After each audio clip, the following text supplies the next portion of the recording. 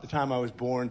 We were getting people out in outer space, and then, of course, what we did was get somebody to the moon.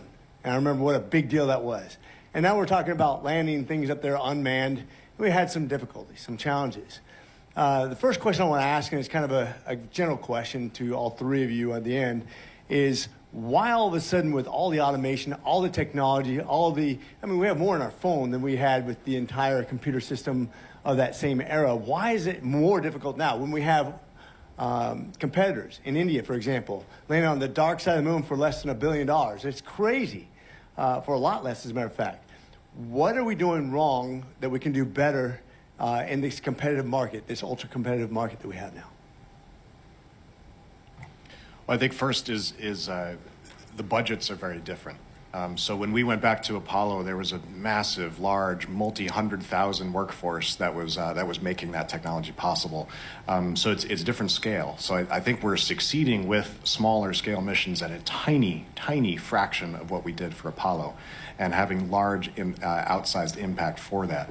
And we are building on the shoulders of the giants of the technology that was created then. I mean, landing legs are almost exactly the same as they were then. Some of the same landing algorithms and approaches are used. Similar sensors are used. So we're building on top of that. But I think the key part that we are all trying to innovate at is doing it at a price point that has never happened before. And we're talking an infinitesimal fraction compared to the Apollo era for these landings. So that's really the challenge that we're about, is trying to do something that we've already done, but at a tiny, tiny fraction of the cost. Do you think part of the problem is that the humans still can outperform a computer when it comes to that fine-tuning of landing an aircraft without tipping it over, for example? I'm a pilot. I'm a helicopter pilot. So I understand how minutia, the overcorrection factor, the human factor of just being able to see real-time what's happening and adapt to that environment, is that something that we're still adapting to? Teaching a lander to do that is challenging, and one of the biggest challenges is the test environment itself. When we fly out to the moon, you can't fly it again. You can't just reset it. So when we're flying, it's one-off chances. That's why we've seen some of these challenges. We get one chance to get it right, and because of our very low-cost budgets, we're trying to find that sweet spot of performance and cost to get the greatest value for the taxpayer. Yes, sir. Yeah, thank you for the question. We've been given an incredible challenge under CLIPS to fly roughly for $100 million to regions of the moon that have never been explored before and do it totally autonomously. So we're flying in regions that are jagged, cratered, undulating, in the shadows, and expecting to do that without a constellation of navigation satellites, bringing your own navigation to the surface, automation, and landing with precision. If you recall, the Apollo program was built on the Mercury and Gemini programs, followed by the Apollo program, with a precursor program much like CLIPS called Surveyor. There were numerous failures along the way as we did that. It did not come easily.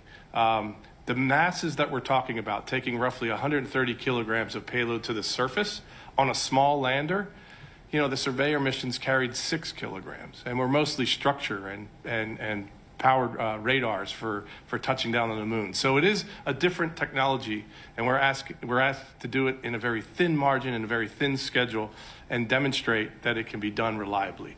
So that's kind of the essence of the difference in my mind. Thank you, Congressman, for the question, and thank you for your service. I'm a veteran myself.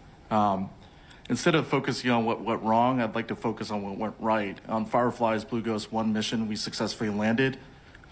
We were able to do 14 days of planned lunar surface operations, and we even extended in 5 hours into the lunar night. And we did this because one example is not just the bold culture at Firefly and our people, but also taking new technology, advanced technology from other industries. Our vision navigation system was from the farm industry. We're going to leave this program, but you can continue watching on our website, cspan.org, as we take you live to Capitol Hill now, where Treasury Secretary Scott Bessent is set to testify before the House Financial Services Committee. This comes after his announcement on Tuesday night that he'll meet with top Chinese officials this Saturday in Switzerland, alongside the Trump administration's trade representative, Jamieson Greer. It'll be the first meeting between the U.S. and China following weeks of imposing higher than 100% tariffs on each other's imported goods. You're watching live coverage here on C-SPAN 3.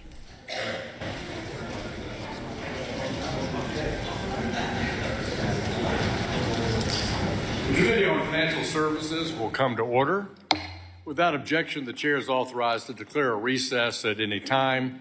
This hearing is titled The Annual Testimony of the Secretary of the Treasury on the State of the International Financial System. Without objection, all members will have 5 legislative days within which to submit extraneous materials to the chair for inclusion in the record. I now recognize myself for an opening statement. I want to welcome Treasury Secretary Bessent to his first appearance before our committee. The President is fortunate to have a cabinet official of this fine caliber. This annual hearing is meant to examine the international financial system. The International Monetary Fund, the World Bank, and the regional development banks play a key role in advancing U.S. interests. But in recent years, they've surrendered to mission creep. Under the Biden administration, the IMF's management tried to turn the fund into World Bank Light, launching initiatives on climate change and social policy. If the Trump administration wants to pull back the IMF's mission creep, it can start by scrapping the Resilience and Sustainability Facility and instead focus on the Poverty Reduction and Growth Trust. Other reforms are just as vital. In 2021, the IMF management pushed through an allocation of special drawing rights, SDRs, that gave China over $40 billion in unconditional liquidity, with another $17 billion going to Russia and around $5 billion each going to Iran and Venezuela. Congress had no say in the matter. Any future SDR allocations must have elected lawmakers' buy-in. Moving forward, we need leadership at the IMF that cares more about the fund's core mission rather than hurting the feelings of the Chinese Communist Party. Think about it. No one can say what the true growth rate is of the world's second largest economy. No one really understands how China manages its exchange rate. It nearly has a $1 trillion trade surplus and a central bank controlled by authoritarian dictatorial political party. Its opaque predatory lending to developing countries has seen no significant restructuring. All this is an indictment of the IMF's leadership, and we need greater transparency. Turning from the IMF, the World Bank, and the Asian Development Bank still greenlight $1 billion per year for Chinese projects. I urge the Trump administration to end all World Bank and Asian Development Bank assistance to China by the end of President Trump's term. At the same time, I commend the World Bank for its recent openness to financing nuclear energy, which is a priority of mine and enjoys bipartisan support here in Congress. During the spring meetings last month, I met with officials from around the world who agreed that nuclear power is an obvious fit for the Development Bank's core mission. I was pleased to see you, Mr. Secretary, echo your support for nuclear energy in your remarks at the bank meetings as well. If we care about back-to-basics approach, the banks can go even further by recommitting themselves to public health, education, and infrastructure. For example, 70% of 10-year-olds in low and middle-income countries can't understand a simple written text. Over 400,000 children die of malaria each year. Half of sub-Saharan Africa has no reliable electricity. But for too long, the World Bank and others have spent more time and more money on climate change and empty rhetoric than trying to tackle these urgent development challenges. Mr. Secretary, our committee appreciated your remarks at the IMF and World Bank spring meetings, where you outlined an active approach to these issues and noted the critical leadership role that the United States plays in our multilateral financial institutions. We should all be pleased that Treasury has a leader who has signaled that he will tackle these issues in a serious way. I look forward to discussing our international financial institutions with you, as well as hearing from our members on the various priorities that are important to them. I yield back. The chair now recognizes the ranking member of the committee, Ms. Waters, for 4 minutes for an opening statement. Thank you, Mr. Chairman. Since the first day of the Trump administration, members of Congress and the American public have demanded transparency and accountability regarding the economic calamity this regime has caused. Instead, we've been met with flat outlined lies, deception, and unfathomable level of gaslighting by officials like today's witness, Secretary Bessent. You are about to go down in history as the man who oversaw one of the most significant economic downfalls in modern history. The U.S. economy, which had the strongest recovery from the pandemic compared to other large economies in the world, is now falling behind. In the first quarter since Trump took office, the United States economy shrank, with our gross domestic product decreasing by 0.3%. We are falling behind while Canada, Europe, and China are racing ahead. What happened to the golden age you and President Trump promised the American people? Mr. Bessent, you are also the face of what the Wall Street Journal has described as, and I quote, the dumbest trade war in history. As a result of this stupidity, U.S. stock markets have experienced the worst first 100 days of any presidential term in more than 50 years. America's CEOs are sounding the alarm of what's to come. Empty shelves and higher prices that the American consumer will pay. Companies are already running out of inventory. Port volume is down, and small businesses are warning that they will not survive this. Moreover, inflation remains a problem, and housing affordability continues to be a challenge, with home builders estimating Trump's tariffs will add $11,000 to each new home they build. I have no doubt that what I'm telling you stuff you already know. It has already been reported that you yourself admitted at an April 22nd closed-door investor summit that Trump's tariffs on China are, quote, unsustainable, quote, unquote. But in public, you've twisted yourself into a pretzel trying to justify them. You're gaslighting the American people into believing that this chaos is all a part of some master plan. Well, if the plan is to steer the U.S. economy into a recession, as economists are predicting, then it's working. Economists say Trump tariffs will cost, on the average, each American family nearly $5,000 more per year. Mr. Bessent, because you and your ultra-wealthy group of insiders can afford this, most Americans cannot. The American people also deserve to know why you handed Elon Musk and his Doge minions access to Treasury's payment systems and the Consumer Financial Protection Bureau's database. Today, you need to tell the American people why you're dismantling agencies that protect consumers from financial fraud and abuse and weakening ones meant to support the small businesses struggling under the weight of your policies. You need to answer for this, and you need to answer for why senior members of this administration are trying to make a buck off of this market manipulation and blatant, brazen corruption. Chairman Hill, if I were you, I'd swear this witness in before he begins his testimony. The gentlewoman yields back. The chair recognizes the chair of the Subcommittee on National Security, Illicit Finance, and International Financial Institutions, Mr. Warren Davidson, for 1 minute for an opening statement. Mr. Davidson. Thank you, Chairman. Mr. Secretary, thank you for joining us today. We really appreciate you. As this committee gathers to discuss the state of the international financial system, your remarks at the conclusion of the IMF World Bank spring meetings hit the bullseye. Your vision to steer the IMF and World Bank back to their core missions, macroeconomic stability and economic development, while cutting through mission creep, is exactly what we need. By championing fiscal discipline, anti-corruption measures, and private sector-led growth, you are paving the way for a sustainable global economy. America's done bankrolling China's games and their trade scams. Your call for fairness and U.S. leadership nails it. Tying our dollars to hard reforms at these international institutions, that's accountability that we can and should trust. America first must mean that America's resources advance America's interests. So thank you for your clarity and your tireless efforts, Mr. Secretary.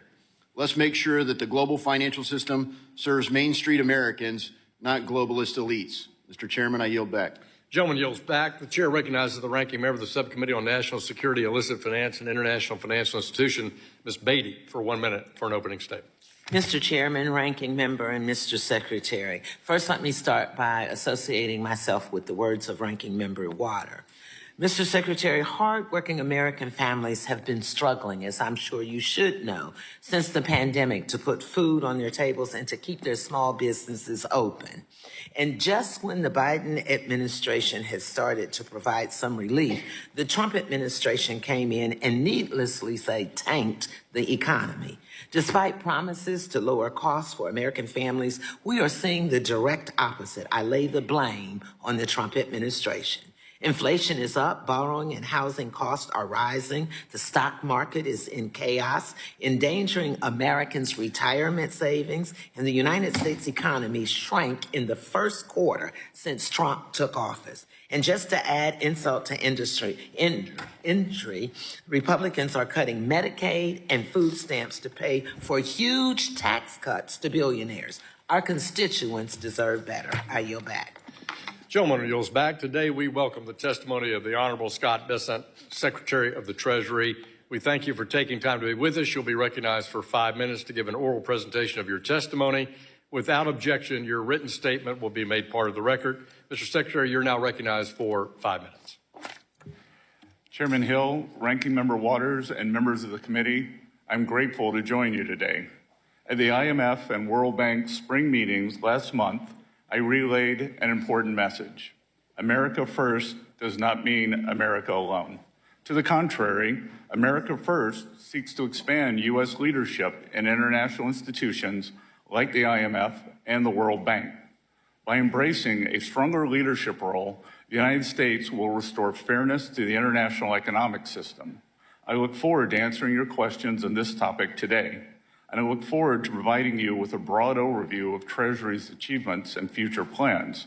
Specifically, I would like to highlight the Department's efforts to boost U.S. economic growth, improve government efficiency, and target illicit actors that threaten our national security.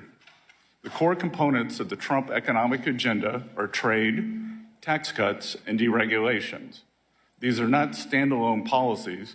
They are interlocking parts of an engine designed to drive economic growth and domestic manufacturing. Tax cuts and cost savings from deregulation raise real incomes for families and businesses. Tariffs create an incentive for reshoring jobs and fair trade. And deregulation complements tariffs by making it easier to invest in energy and manufacturing projects. Already, this agenda is bearing fruit. In the first 100 days of the new administration, 464,000 new jobs were added to the economy. In April alone, over 177,000 American jobs were added, more than 40,000 more than economists predicted. All the while, employment remains low while real hourly wages continue to grow. As important as spurring job growth is wrangling inflation. And in this endeavor, the administration continues to make tangible progress.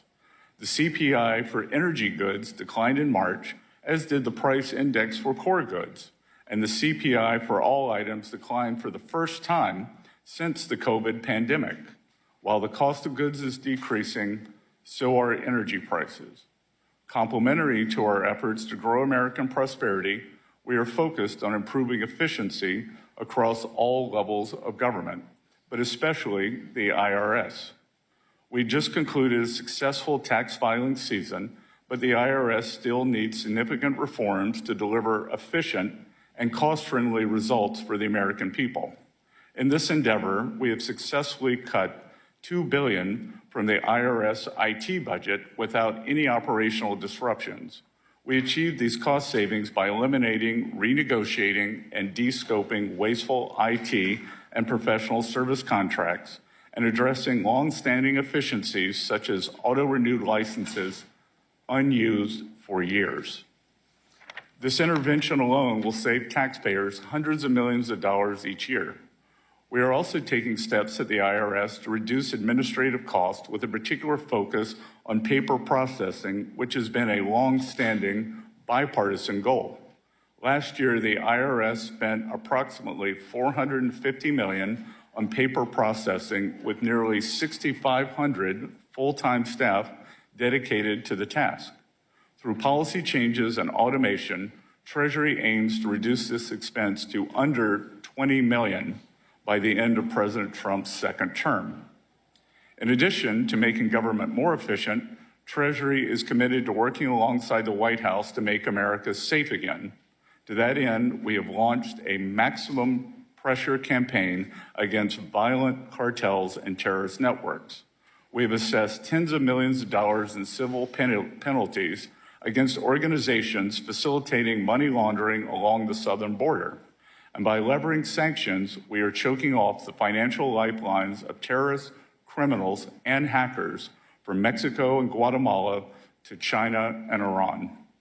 In the first 100 days of the new administration, we have set the table for a robust economy that allows Main Street to grow. With Congress and the White House working hand in hand, we expect to see even more positive results over the next few months.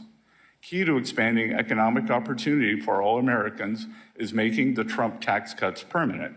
We are eager to work closely with members of this committee to pass this bill into law. Together, we can build a stronger, safer, and more prosperous America. Thank you. Thank you, Mr. Secretary. We will now turn to member questions, and the chair recognizes himself for 5 minutes for questions. Mr. Secretary, as I noted in my opening statement, I was pleased to see your endorsement of nuclear energy projects during the World Bank spring meetings last month. And on a bipartisan basis, this committee recently passed my International Nuclear Energy Financing Act, which would establish trust funds at the World Bank, the European Bank for Reconstruction and Development, and potentially other multilateral development banks.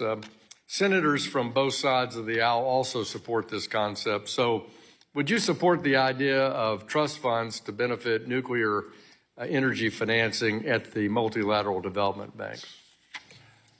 Mr. Chairman, this administration supports an across-the-board effort to increase the nuclear power for civilian use throughout the world, and we think that the World Bank should make that a key effort.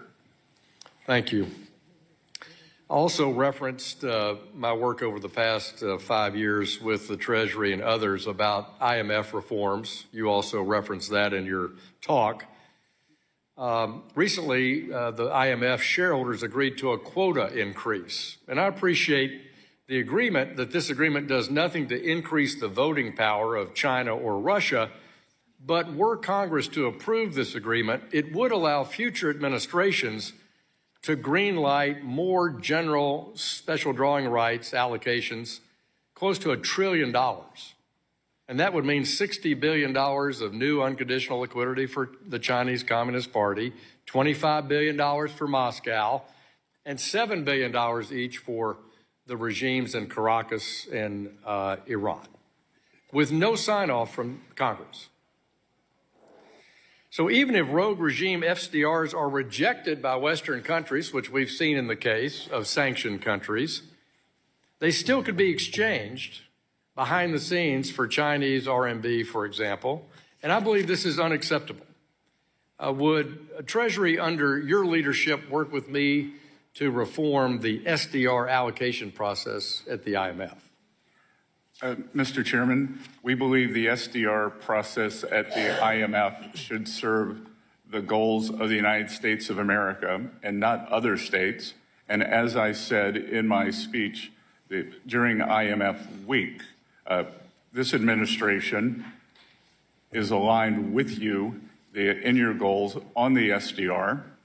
And furthermore, we believe that the IMF needs to get back to basics in working with countries when there is a market failure in financial markets rather than helping large, well-financed countries. Thank you. Well, we look forward to following up with you and walking through this. It won't be an easy task, but with international leadership from the United States, I think we can get there, and I think we will all benefit. And that means countries in trouble will benefit instead of just a general allocation approach. The president, since he's been in office, has championed high-profile investment issues revolving China. As everyone knows, he's been negotiating U.S. investors' acquisition of control, for example, over TikTok. In his State of the Union address, President Trump announced a major investment would see Americans take control of 2 ports near the Panama Canal that are currently owned by a Hong Kong-based business. I'm concerned that recently established outbound investment restrictions could make deals like this even more challenging. Under the regulations, U.S. investors don't actually know which companies are off limits, and Americans face bureaucratic hurdles if they want to take control from Chinese owners. What are your views on revising outbound program to change this? Since the president wants strategically to see American investors take control perhaps of some Chinese-owned entities, how do we make sure we get outbound rules right? Mr. Chairman, I want to thank you and the members of this committee for leadership on this. I had a very good discussion with 2 members yesterday where we talked about the importance of establishing either red light or green light and not having a yellow zone for outbound investment. The outbound investment security program is an important national security tool in our effort to restrict the PRC from exploiting the benefits of U.S. investment.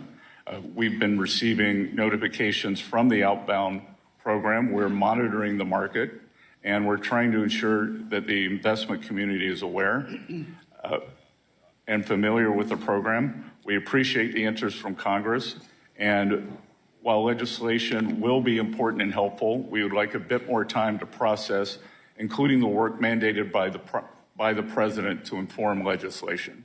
I appreciate that. We look forward to working with you. I yield back, and I'll turn to the distinguished ranking member of the committee, Ms. Waters, for 5 minutes. Thank you very much, Mr. Chairman. Secretary Bessent, this is the first time we've met. Is that correct? No, ma'am. We actually met one New Year's Eve in the Bahamas. And I was... He didn't make an impression. Why don't I remember that? Well, you were much better at the electric slide than I was. And I was with the Prime Minister of the Bahamas yesterday, Prime Minister Davis, who sends his regards. Well, were you with my husband when he was the ambassador to the Bahamas appointed by Clinton? So, well, you're not going to like this. And so this is the first. I didn't remember that, but that's odd because you've been at Treasury, and I've sent you 5 letters to ask about what was going on under your leadership and only received a couple of cursory replies from your staff. Why didn't you respond? Ma'am? I guess you don't know why you didn't respond. Secretary Bessent, you worked in finance before, right? You will find bipartisan support on this committee for small businesses and the institutions that finance them. I worked with Trump's first Treasury Secretary to pass $12 billion in support for community development, financial institutions, and minority banks and credit unions. So I was surprised when Trump first tried to eliminate the CDFIs, but it caught you by surprise also. You said that the CDFI fund plays an important role in expanding financial access. Unfortunately, you were not very persuasive last week. Trump proposed to basically cut all CDFI funding. Now, let's discuss your job before becoming secretary. Your hedge fund had a secret sauce for how you would make money for investors, a proprietary trading strategy. As CEO, you guarded that strategy. You never allowed unrelated persons to access your firm's computer records, data, personnel files, and algorithms, right? And I'm sure you wouldn't have allowed just anyone unfettered access to copy, change, or to use those records, right? I suspect not. And that makes good sense. What doesn't make good sense is why, as Treasury Secretary and acting CFPB Director, you would allow DOJ unfettered access to the government system that handles trillions of dollars in payments to the proprietary business records of entities regulated by the CFPB, or most alarmingly, to the tax records of hundreds of millions of Americans. But you still threw up the gates of our finance system open to Elon Musk and his band of 22-year-olds. Yes or no? Do you know the level, type, or nature of the clearances and security training required for individuals to access the information held in the computers of Treasury, IRS, or CFPB? Yes, I do, and I think we would have a disagreement over the definition of the word unfettered. Mr. Secretary, did all the individuals working with Doge who were given access to Treasuries and CFPB's computer databases receive all of the required clearances and security training before they were granted access? Again, they were granted read-only access at Treasury. There were two. So let me just say, Doge employees. please, you can't filibuster here. This is not the filibuster playground. And so what you did was you let these strangers into our Treasury with access to all of the data, all of the personnel information, and you just opened the door. Why'd you do that? No, ma'am. They were Treasury employees. Oh, are you saying today in front of this committee that all of them were Treasury employees, that the 25-year-old who's being identified, who worked for Elon Musk, was allowed into the Treasury? Was that person there? He was a Treasury employee, as was Tom Krause, the senior person on the Doge team. There were only two people. There were Doge employees also. Sorry? Do you know, were you aware that there were Doge employees coming into our Treasury getting all of our personal information? Well, ma'am, there is no such thing as a Doge employee. There were Treasury employees. I tend to disagree with you based on the information I have. Has any information been downloaded by anyone working with Doge from any of Treasury's or CFPB's computers? Answer yes or no. Not to my knowledge. You better learn. Gentlewoman yields Yield back. The gentleman from Michigan, the vice chairman of our committee, Mr. Heisga, is recognized for 5 minutes. Thank you, Mr. Secretary, for being here. And I just have to note that it's ironic that this has been declared a no filibuster zone by the same people who walked out of a hearing yesterday in filibuster. So, and just to give you one quick brief moment, are you saying that there was no unauthorized or unsanctioned persons that had access to the systems that you are in control of? Again, there were two employees. Yep. There were very strict guardrails, and they were there for an ERP function. Yeah, so they were authorized and they were sanctioned. Yes. So not unknown, and Elon Musk wasn't one of those two people? No, to my knowledge, Okay. Mr. Musk has never been in the Treasury building. Okay. All right. I have to hit on Burma and a little crypto, and if we have time, China. So I want to thank you for your actions that Treasury took this past Monday regarding Burma. The KNA, the Karen National Army, has become a haven for transnational criminal organizations that run illicit operations such as human trafficking and smuggling. The group has strong ties to the Burmese army, which has targeted religious and ethnic minorities such as the Rohingya since the civil war broke out in 2021. While the U.S. and our allies continue to impose sanctions against the military junta, unfortunately, the atrocities continue. My district, the 4th District of Michigan, is home to approximately 5,000 of these ethnic Burmese. And I'm just asking you, we need to do more to protect the people of Burma and to stop the genocide. Yesterday, I reintroduced the Brave Burma Act, a bipartisan piece of legislation that would require the president to determine on an annual basis whether to impose stronger blocking sanctions against the Myanmar oil and gas enterprise, the Myanmar Economic Bank, and foreign persons operating in the jet fuel sector of the Burmese economy, which has been a tremendous amount of their revenue. And it further limits the junta's ability to borrow at the IMF, which I think is one of the issues that the chairman was touching on. So these actions would target the heart of the military junta's revenue. So can I get your commitment that you're going to continue to work with my staff and us on a bipartisan basis as we try to address these issues in Burma? Congressman, we're happy to work with your staff on this legislation, and thank you for your leadership on this issue. I share your concern about imposing consequences on persons who threaten the peace, security, and stability of Burma. Treasury has the tools to continue to take action for the people of Burma, and working with you, we will continue to do so.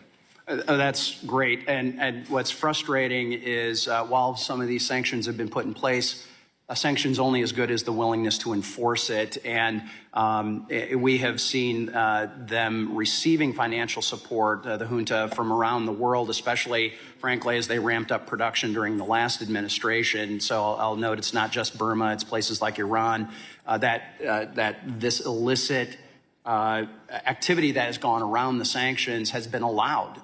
In some cases, Treasury has granted these licenses. I sit on the Foreign Affairs Committee as well, and we see this all the time. I want to touch on crypto. Yesterday, as I had mentioned, the committee held a hearing with House Agriculture, or attempted to hold a hearing with the House Agriculture Committee. Turned into a very important roundtable as well regarding digital asset market structure reform. So can you quickly explain how important it is for America to take the lead here, especially as we see China leaping ahead? Yes, sir. We believe that the United States should be the premier destination for digital assets. And as members of this committee and the Senate are attempting to do, create good market structure around that, so that U.S. best practices are used around the world. And that's really the point, right, is having American U.S. best practices to sort of set the pace for others to follow, rather than us trying to fill in the holes that others that may be created as others set that pace.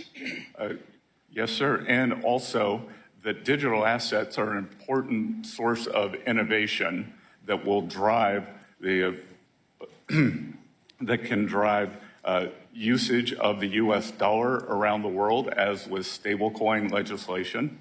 There is speculation that there may be up to $2 trillion of demand over the next few years for U.S. government securities from digital assets. My time has expired, but I'll send you my question regarding Chinese debt trap diplomacy. So with that, I yield back. The gentleman yields back. The gentleman from New York, ranking member of the Small Business Committee, Ms. Velasquez, is recognized for 5 minutes. Mr. Chairman, I want to raise a point of order. Yes, ma'am. But I don't want the clock to be eating my time. I'm sorry. Yes, I would like for the witness to be swearing in before I ask my questions. the chair doesn't see a need for that. You may ask your question. Your time can start the gentlewoman's time over 5 minutes. Secretary Bessent, you were on CNBC earlier this week making claims saying we are very close and maybe we will see some deals this week on tariffs. So tell us, tell the American people, tell small businesses and consumers, tell retirees, specifically which countries are you close to striking deals with? I'm sorry, Congresswoman, but that would not benefit the United States. No. I'm asking you a question based on the statement that you made on CNBC. And I am telling you that it would be detrimental to the interest of the United States for me to answer that question. Why would that be detrimental? Because as the negotiations may still be in process as we speak, as we are not at the end of the week yet, I am sure that you, through your question, would not want to compromise U.S. negotiations. Reclaiming my time. Would you? Secretary Bessent, the president goes into a press conference and claims that there are negotiations going on. And then the next day, there's no negotiations going on. So why would you not answer my question, and that will be considered detrimental to the American people, to the American economy. I do not understand. Despite your claim... I'm happy to say there are negotiations going on. I'm not going to reveal the details. No filibuster. No filibuster here. So how long do you think those negotiations will take before they are concluded? There are numerous countries, as I have said, if you saw my CNBC interview, which you referenced, that there are 18 important trading partners, and we are moving forward at all deliberate speed with those. Do you consider these negotiations advanced negotiations? Some of them are quite advanced. So you expect this deal to be more than memorandums of understanding? You expect them to be full negotiated trade deals? I believe that they will be the agreements in principle, and then we will paper them over in the coming months. But once we reach an agreement, then I am sure that the other countries will live up to it. Okay. In congressional testimony yesterday, you said the U.S. has not started negotiating with China on tariff reductions. Does that continue to be your position, yes or no? As you may have read... Yes or no, sir? As you may have read in the press, I will be going to Switzerland, and the negotiations will begin on Saturday. Okay, so the president told you that that will be your answer today.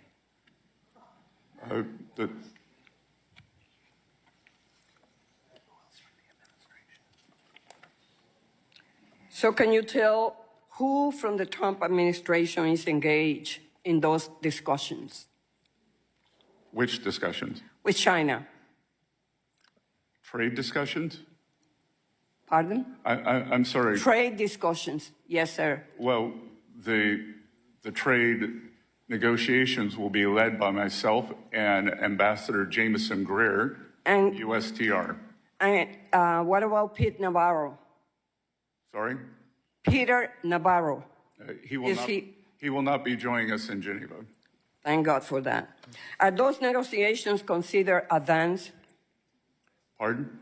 Are those negotiations considered advanced? As I said, on Saturday we will begin, which I believe is the opposite of advance.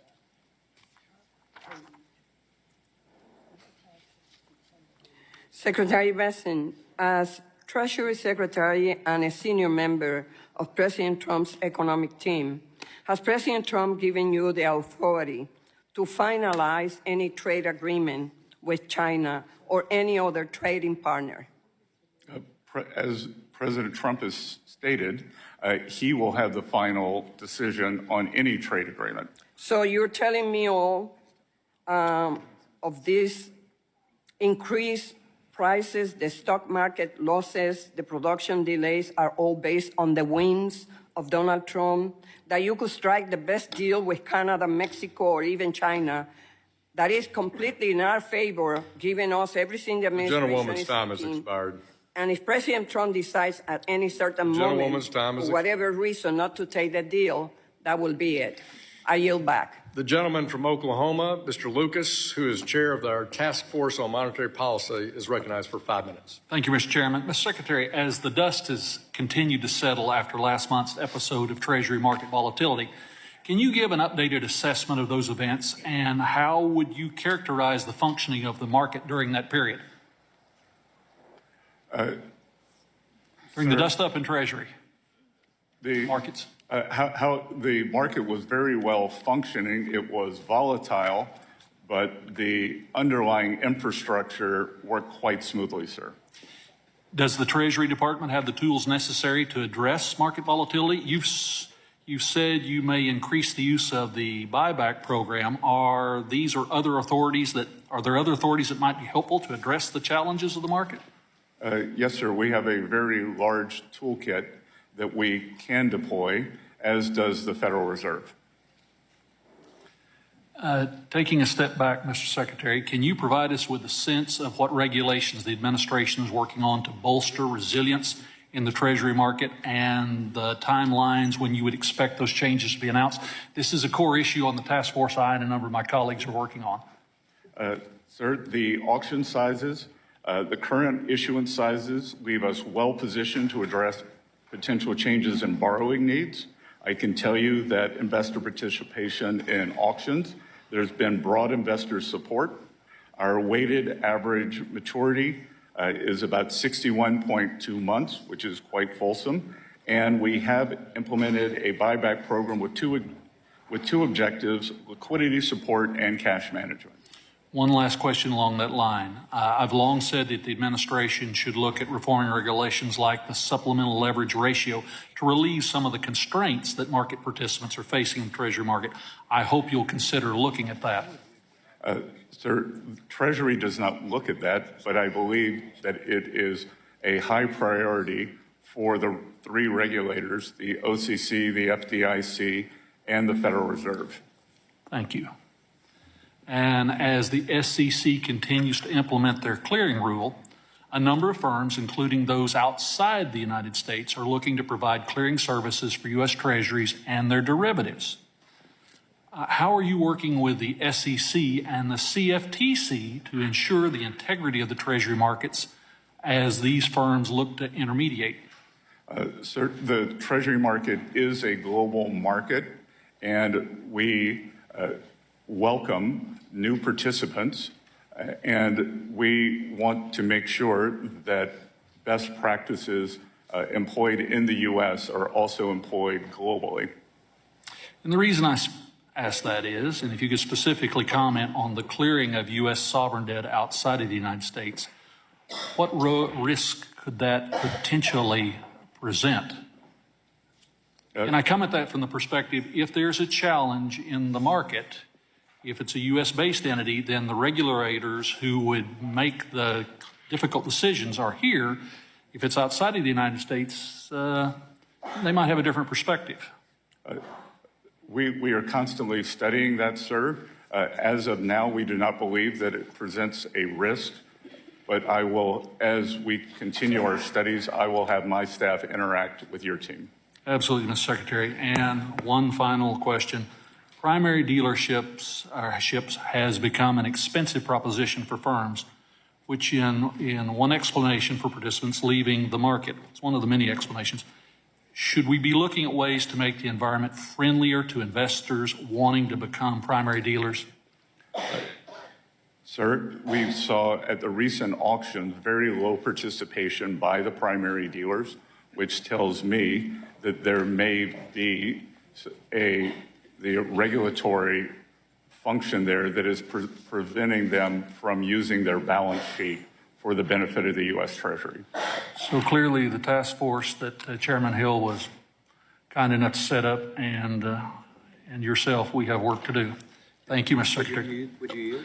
I would yield to the gentleman from Michigan. Thank you. And I can get my China question in, so I appreciate my colleague doing that. I want to talk a little bit about the international financial institutions, the IFIs, such as IMF, World Bank, and they're falling short of addressing key challenges. So China, whether it's in Africa or Burma, has really engaged in a debt trap diplomacy.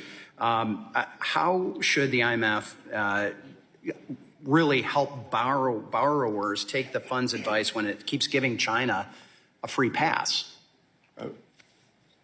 Well, Congressman, as I said in a public interview after one of my IMF speeches, it is time for China to graduate from developing country status. It is the second largest economy in the world. They are a large, important economy, and they should no longer be granted the status of a developing economy. I'd like to invite you, Mr. Secretary, to continue that answer in writing. And I thank the Vice Chairman and Mr. Lucas. Let me call on the gentleman from California, the ranking member for our Capital Markets Subcommittee, Mr. Sherman. First, a parliamentary inquiry. Since the last speaker had an extra 30 seconds, can I have an extra 30 seconds? Right.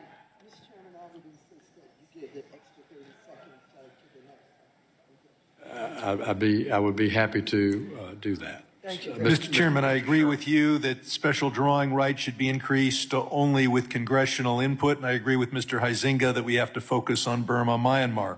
I ask unanimous consent to put in the record a chart showing how the value of the dollar compared to other currencies has declined precipitously since Trump's so-called Liberation Day, and to also put into the record a CBO report issued just an hour ago that shows that Republican proposals to change Medicaid would in one case take 1.5 million people would lose their Medicaid benefits, and in another proposal would cost 3.9 million Americans their Medicaid benefits. Without objection.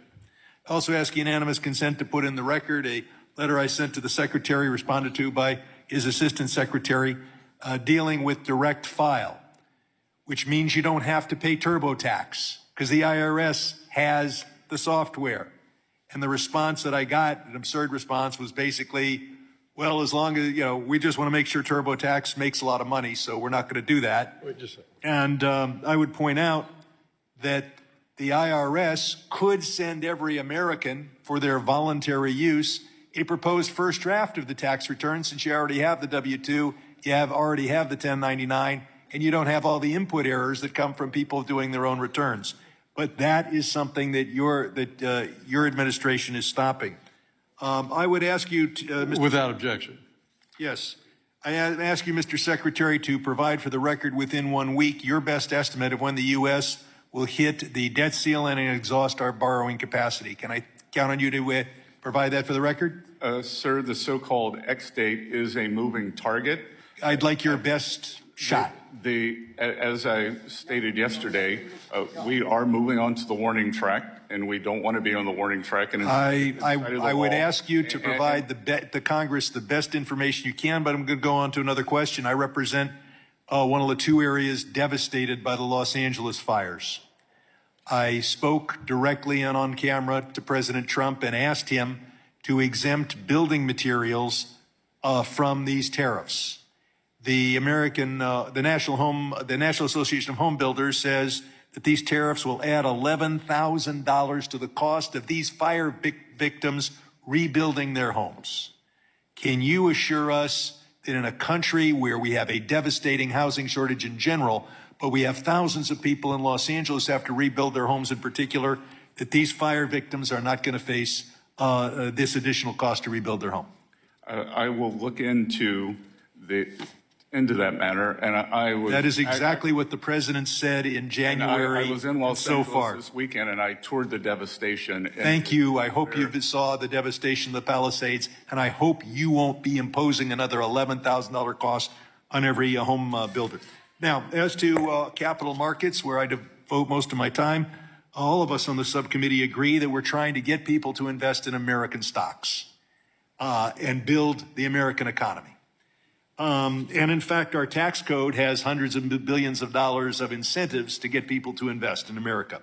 China also has incentives to get the Chinese people to invest in Chinese stocks. But there's a difference. China only provides those incentives to Chinese people if they invest in Chinese stocks. American billionaires like investing in China, making tens and hundreds of millions of dollars in profit. Can you think of a reason why the American tax code should provide enormous tax benefits like the capital gains allowance to American billionaires who invest in Chinese stocks? Why is that in our national interest? Sir, it's not just available to billionaires. If you were to buy... Right, so why do we want to encourage... buy a Chinese ETF, a very... Why would we be neutral on whether I buy an American ETF or a China ETF? Don't we prefer American capital to be invested in America, or are we just fine with encouraging Americans to invest abroad? Well, sir, we don't want to close the capital account, and we do want investors to be able to maximize their judgment where they should invest. Let me go on to one more thing. I have said I wouldn't bet against the U.S., but... please, next question. People can. Next question. Abu Dhabi and United Arab Emirates just announced that they were going to give $2 billion to a stable coin put forward by World Liberty Financial. This stable coin pays no interest. So you and I are both finance people, just want to check my math. Assuming a 4% rate of return, is this interest-free loan of $2 billion worth $80 million every year to World Liberty Financial and its Trump owners? Sir, I haven't seen that. I don't know the expense ratio, and as far as I know, no stable coins pay interest. So the New York Times is wrong. Please read the article. I yield back. Gentleman yields back. The gentleman from Texas, Mr. Sessions, is recognized for 5 minutes. Mr. Chairman, thank you very much. Secretary, welcome. We're delighted that you're here.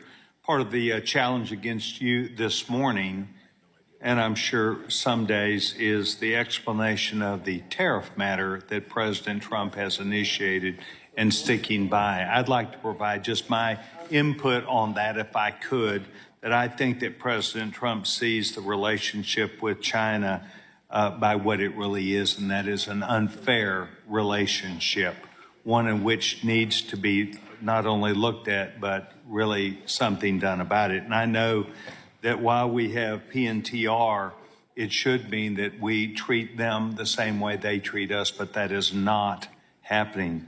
President Trump, as part of these changes, has changed the de minimis rule, and that de minimis rule was the amount of money that a package, when it comes into our country under this circumstance, whether it was looked at or not, whether a tariff was paid upon it. And I believe that there were Chinese companies taking advantage of that. Some 4 million packages a day were coming to the United States. And I say were coming because I do not believe that that rate is still occurring.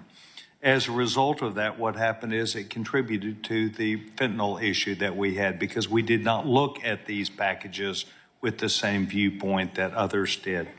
My point in bringing this up is that I believe that with the new numbers of 177,000 net new American jobs being created in the private sector, that there's an understanding by people who want to invest in America that this president is finally taking on the Chinese, who undermined not just intellectual property, but undermined with their government, the Chinese government, undercutting the price and manufacture of many products that were American made. Many of them, or some of them, might be power tools.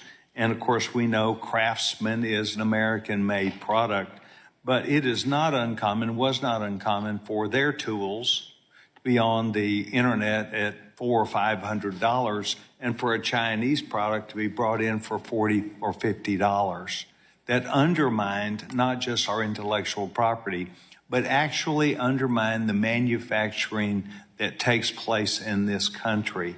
And I'm delighted that you and the president are engaged in balancing that out, and I think that's what this 177,000 new American jobs net provided for us, because it's people who want to invest in the United States, knowing that finally we have a president that will protect that onslaught of Chinese goods, undercutting American, not just jobs and intellectual property, but the events that take place therein. And I think this president has done a great job, and I want to offer my support for that, because I think that part of what the president has done is set a new challenge and mark for Americans now to pick up that part that was before challenged by China. Mr. Secretary, Russia still earns over $700 million a day in fossil fuel revenue that helps its war against Ukraine. And I think that most of us here would like to see Russia held accountable. Can you talk to me about sanctions that are or are being considered against Russia energy firms as it relates to selling their products to China? Yes, sir. And I will tell you that the Biden administration exercised with regards to Russia and Ukraine support a big dichotomy. On one hand, they're giving aid to government of Ukraine. On the other hand, their sanctions against the Russian Federation were very, very weak. Against The sanctions were just against some of the lower-level oil companies. There was a price cap that has never worked. On his way out the door, in a fit of bravery, the National Security Advisor, Jake Sullivan, raised the sanctions because the Biden administration had been worried about upsetting the oil price, pushing up oil prices during an election year. The Trump administration, through our energy abundance and signaling to the energy markets, crude oil is down about 20% thus far this year. And I read with great interest this morning that Russian Federation revenues were down 12% last month, which will put a dent in the Russian war machine, sir. Mr. Secretary, I hope that you'll find today valuable for us and yourself, and I hope you'll know that we want Gentleman to from Thank you very much, Mr. Chairman. Gentleman from New York, Mr. Meeks, is recognized for 5 minutes. Thank you, Mr. Chairman. Mr. Bessent, let me, I'm just a plain, simple man, the average, everyday American is looking at this hearing today. So can you tell me first, does trade deficits constitute a national emergency? The hollowing out of the U.S. No, just yes or no. Class, Yes or no? Yes or no? It's a national emergency, sir. It does. It does. You're telling me trade deficits equals a national or creates persistent and prolonged. Okay, yes, sir. And do you know also, sir, that for the last 4 decades, we've had trade deficits in the United States of America, and nobody said it was an emergency? Democratic and Republican presidents? You know what that says to me? That it's not an emergency because it hasn't been for 4 decades. It says to me that we should bring tariffs back to the United States Congress so that we can make that determination as the Constitution has said and not try to go around Congress. That's just unbelievable to me. Let me ask this question. Maybe they missed it. Who was the president and who has been the president since January 20th, 2025? Donald J. Trump. Okay.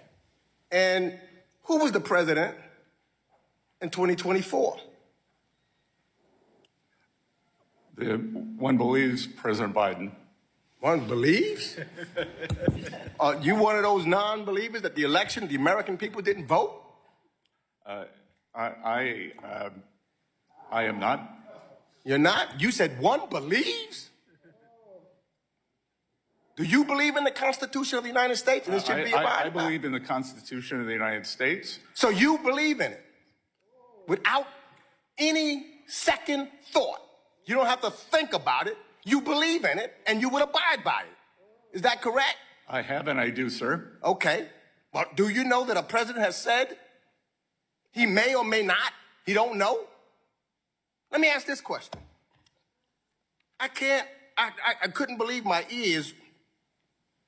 Sunday, during NBC's Meet the Press, President Trump credited himself for the strong economy in 2024 when Joe Biden was president, but then he blamed President Biden for a weak economy in 2025 when he was president. Now, I'm not so sure how the American people puts that together. In 2024, strong economy, he tries to take the credit. In 2025, when he's the president, he blames Joe Biden. That doesn't make sense to me. I don't think it makes sense to most Americans. And I hope, Mr. Secretary, you're a businessman, it doesn't make sense to you either. It can't possibly make sense to you. Let me ask this question. If a government, say, look, Argentina, I remember when I came here, and Argentina kept failing to pay its debt. Not once or twice or 3 times, and we were all upset about it, and we said that they needed a host. Somebody needed to take over their government. You know, somebody should help the president of Argentina. If the United States or didn't pay his debt or something like that, we'd be very upset about that if we couldn't pay our debt. I mean, that's one of our focuses. Is that not correct? Sir, the United States will always meet its debt obligations. Always. Well, let me ask you this. Donald Trump, the deal maker, and you didn't answer Ms. Velasquez's questions, no deals, although he said 3 weeks ago that there would be deals. But Donald Trump, not once, not twice, not 3 times, not 4 times, not 5 times, but 6 times failed to pay his debts on his business and went bankrupt. And you're going to call that a good business, man? The gentleman's time has expired. company. The gentleman's time has expired. The gentlewoman from Missouri, Ms. Wagner, the chair of our subcommittee on capital markets, is recognized for 5 minutes. I thank you, Mr. Chairman, and I will try to keep my tone down. And I thank Secretary Bessent for your testimony. I, sir, am going to try to stick to the actual title of this hearing and why we're supposed to be here today, which is the state of the international financial system. So here we go. Mr. Secretary, under the Biden administration, Congress required Treasury to determine whether any Chinese financial institutions were engaged in oil purchases from Iran, no matter how small or how large the transaction. This determination would subject these Chinese entities to secondary sanctions, sir. And just last week, the president himself ordered such sanctions for any purchase of Iranian oil, which helps, obviously, the Ayatollah finance terrorism around the world. Mr. Secretary, can you describe how, well, I think we all know how Iran uses oil sales to fund its proxies, including Hamas, Hezbollah, the Houthis in Yemen, to the extent that there's any Yemen left. Treasury is now over half a year late with its statutory determination on Chinese buyers of Iranian oil. And I have 3 questions, sir, related to missing this deadline. The first is, why has it not been submitted to Congress? Had the previous administration done anything to prepare this determination? And third, when can Congress expect to receive it? To all 3 of those, I will have my staff get back to you on that. And the Representative Wagner, what I will tell you is that since I become Treasury Secretary, the Treasury has repeatedly sanctioned so-called Chinese teapot refiners who are very large buyers of Iranian oil. These are independent refiners away from the state-owned enterprises. We have begun that program over the past few weeks, and we will continue as needed. Good. Well, and I know that you're in negotiations with, I'll say, that 18th country, which is China. We are thrilled to hear of your trip there, and I hope that this is something that you will discuss with them in terms of their purchasing of Iranian oil that does nothing but lift up a regime that is funding terrorism throughout our world, I'll say. What actions has Treasury taken to combat cooperation between Iran and China on illicit finance and money laundering? Well, again, the secondary sanctions on these teapot refiners has been a very fulsome effort, and we will continue that. When President Trump left office, Iranian oil exports were between 100 and 300,000 barrels per day. Now they are 1.6 million barrels per day, which allows the regime to finance its terror proxies, not just in the Middle East, but all around the world. Correct.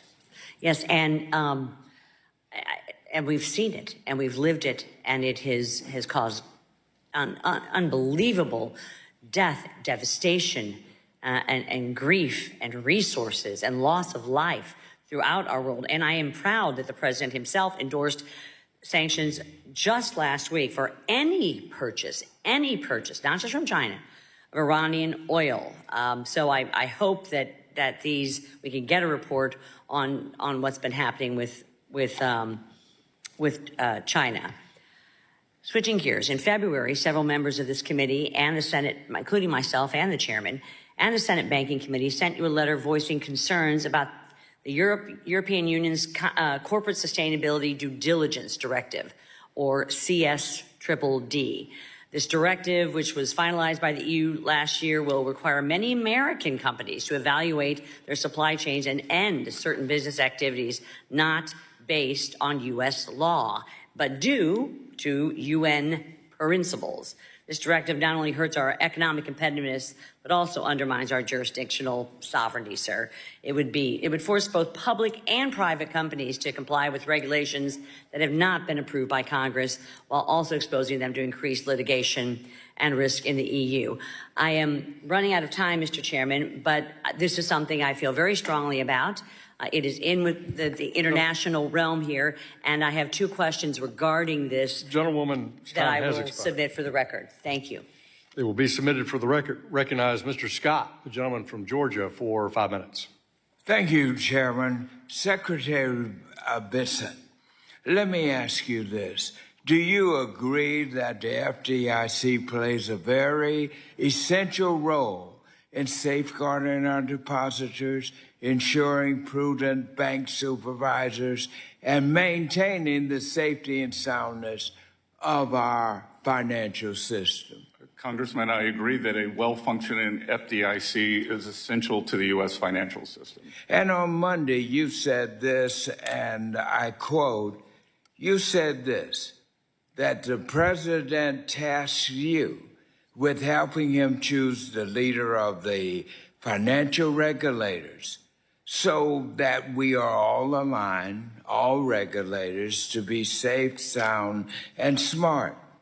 And you went on to list the key positions that you've done that, including a new vice chairman for supervision of the Fed, a new head of the OCC, and Paul Atkins of the Securities and Exchange Commission, and a new CFTC commission. But as of this morning, we have no FDIC chairman full-time. It is now under temporary leadership of an acting chair named Travis Hill, with the president having no current plans to either formally nominate him or find a replacement. The nation is watching us. Why we don't have the head of the FDIC. So my question is, have you not helped President Trump in selecting a chairman to lead the FDIC? Congressman, I would point out that under the previous administration, there was only an acting chair of the OCC for 5 years. 5 years. That Mr. Hill is the acting, and as a matter of fact, the head of the OCC, the head of the CFTC have not been confirmed, so those are in fact acting also. Mr. Hill is a very capable regulator, having been on the board of the FDIC. Yeah, I'm not. You're filibustering here. We are pursuing I'm not questioning with that. all deliberate speed. Have you been instructed by President Trump to refrain from offering a list of viable candidates to lead the FDIC? No, sir. I am constantly reviewing the list and thinking who is best to lead that important institution. Well, I want you to know that I wrote a letter to the Trump administration, here it is, expressing grave concern with the erosion of financial regulatory agency independence And, Mr. Chairman, I'd like to submit this for the record. Without objection. And we remain highly alarmed by this growing perception that our financial regulators have acquiesced to political pressure from this administration, perhaps even from the President of the United States. If I were president, I wouldn't have this vacancy at a time when we're running tariffs all over the country, when our economy is in these kinds of difficulties. The nation is watching us. Russia is operating us. As the president is going around the country dealing with upsetting Canada, places around the world. So I just want to know that where are we going? When are we going to have a chairman? Are we going to have it? And answer me truthfully. Has President Trump asked you to delay this appointment? And if so, why? Sir, that statement is incorrect. He has not asked me to delay that appointment. And I believe that your question is, when are we going to have an FDIC nominee? And we have OCC nominees. We have a CFTC nominee. We have a vice chair for supervision nominee. Mr. Chairman, I would ask you to urge your Senate colleagues to, on the Democratic side, to vote for them. Thank you, well, Secretary. when is he going to do Scott, it? your time's expired. Right. Thank you. Thank you. Excellent discussion. Thank you. I recognize the distinguished chair of our Financial Institutions Subcommittee, Mr. Barr of Kentucky, for 5 minutes. Secretary Bessent, thank you and President Trump for, in February, issuing the National Security Memorandum entitled America First Investment Policy, directing federal agencies to address outbound investments in China. In March, as you know, Senator Cornyn and I reintroduced my bill to restrict outbound investment into China, specifically into Chinese military-industrial complex entities, primarily through OFAC sanctions. Tell me, Mr. Secretary, what do you think about that legislation in the context of the President's National Security Memorandum? Good. Congressman, I want to thank you for your leadership on this matter. My team and I appreciate your input and molding this important issue, one of the most important financial issues of our time. It is a new national security tool that we restrict the PRC from exploiting the benefits. And we appreciate that Congress wants to move forward legislation that is important and helpful. And we would like a bit more time for our process, including the work mandated by the President, to inform the legislation so that it is durable because of the importance of this. Well, thank you, and I look forward to working with you and the President to align our legislation with the President's policy on this. And I want to give you and President Trump another tool of economic statecraft to increase President Trump's leverage in his negotiations with General Secretary Xi. This is a very important issue, and as you probably noticed, there was recently a $75 million venture investment into a Chinese artificial intelligence firm, Manus. Is Manus AI on the CMIC Treasury entity list? I will have my staff get back to you on that, sir. And I think the answer is no, and that's why we need this legislation so that our outbound restrictions look not just at entities, but also technologies of national security concern like militarized artificial intelligence that this entity, Manus AI, is doing. I would also note that the waiver authority that I embed in this legislation with Senator Cornyn would give you, as Treasury Secretary, the ability to authorize BlackRock or other U.S. firms to invest in Panama to displace the Chinese. So thank you for your collaboration with us on that. Secretary, you've said that with President Trump, we're going to reprivatize the American economy. That is music to my ears. That's music to the American people's ears. When federal bank regulators are talking about reproposing the Basel III endgame proposal, they have been saying now for a long time we should do it in a capital neutral way, abandoning former Vice Chair Barr's approach of a huge gold plating of bank capital. Since the Federal Reserve started to use the term capital neutrality in 2019, however, capital has increased by 10 to 20%, making the concept of capital neutrality really arbitrary. Large banks are now subject to stress tests, CCAR, GSIB surcharge, and a number of liquidity and resolution requirements.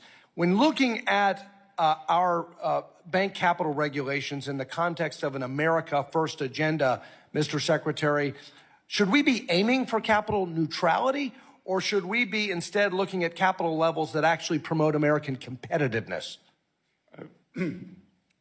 Congressman, as you know, I've been very concerned about our community banks, our small regional banks, and the growth of private credit outside the regulated system tells me that many of the regulations may be too tight and that the business is pulled into the so-called shadow market. I think we want to safely and soundly expand the regulated financial system and get them on equal footing. And I think that these capital levels that are predictable are very important for that. Last question about China investment in Venezuela. Last week, Venezuelan Vice President Rodriguez asked Chinese officials to increase oil purchases as the country is feeling the squeeze on its energy sales. Tell me what you think about OFAC licenses for U.S. Companies operating in Venezuela when those American firms could displace China to enhance American energy dominance. It is a very acute balancing act there between displacing China, but U.S. entities providing hard currency for the Maduro regime, and we are constantly— Gentleman's time has expired. I look forward to working with you on that issue. Thank you. I yield back. Recognize the distinguished gentleman from Massachusetts, our ranking member of the Digital Assets, Financial Technology, and Artificial Intelligence Subcommittee, Mr. Lynch, for 5 minutes. Thank you, Mr. Chairman. Mr. Secretary, thank you for coming before this committee and helping us with our work.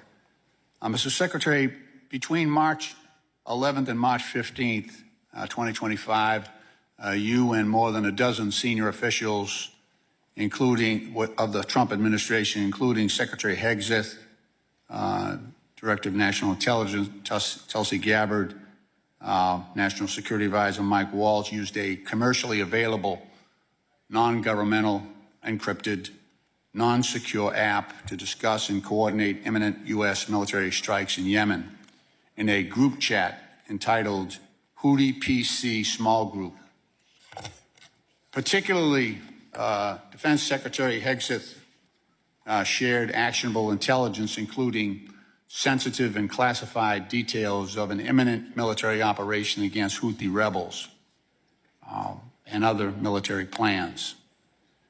These included precise launch times for U.S. jet fighter assets, targeting locations for those Houthi rebels who were, by the way, equipped with anti-aircraft systems. Mr. Hegseth shared the targeting sequencing against Houthi rebels and described the weapons systems, the U.S. weapons systems involved. National Security Council has confirmed that this signal chat was authentic and that you had participated.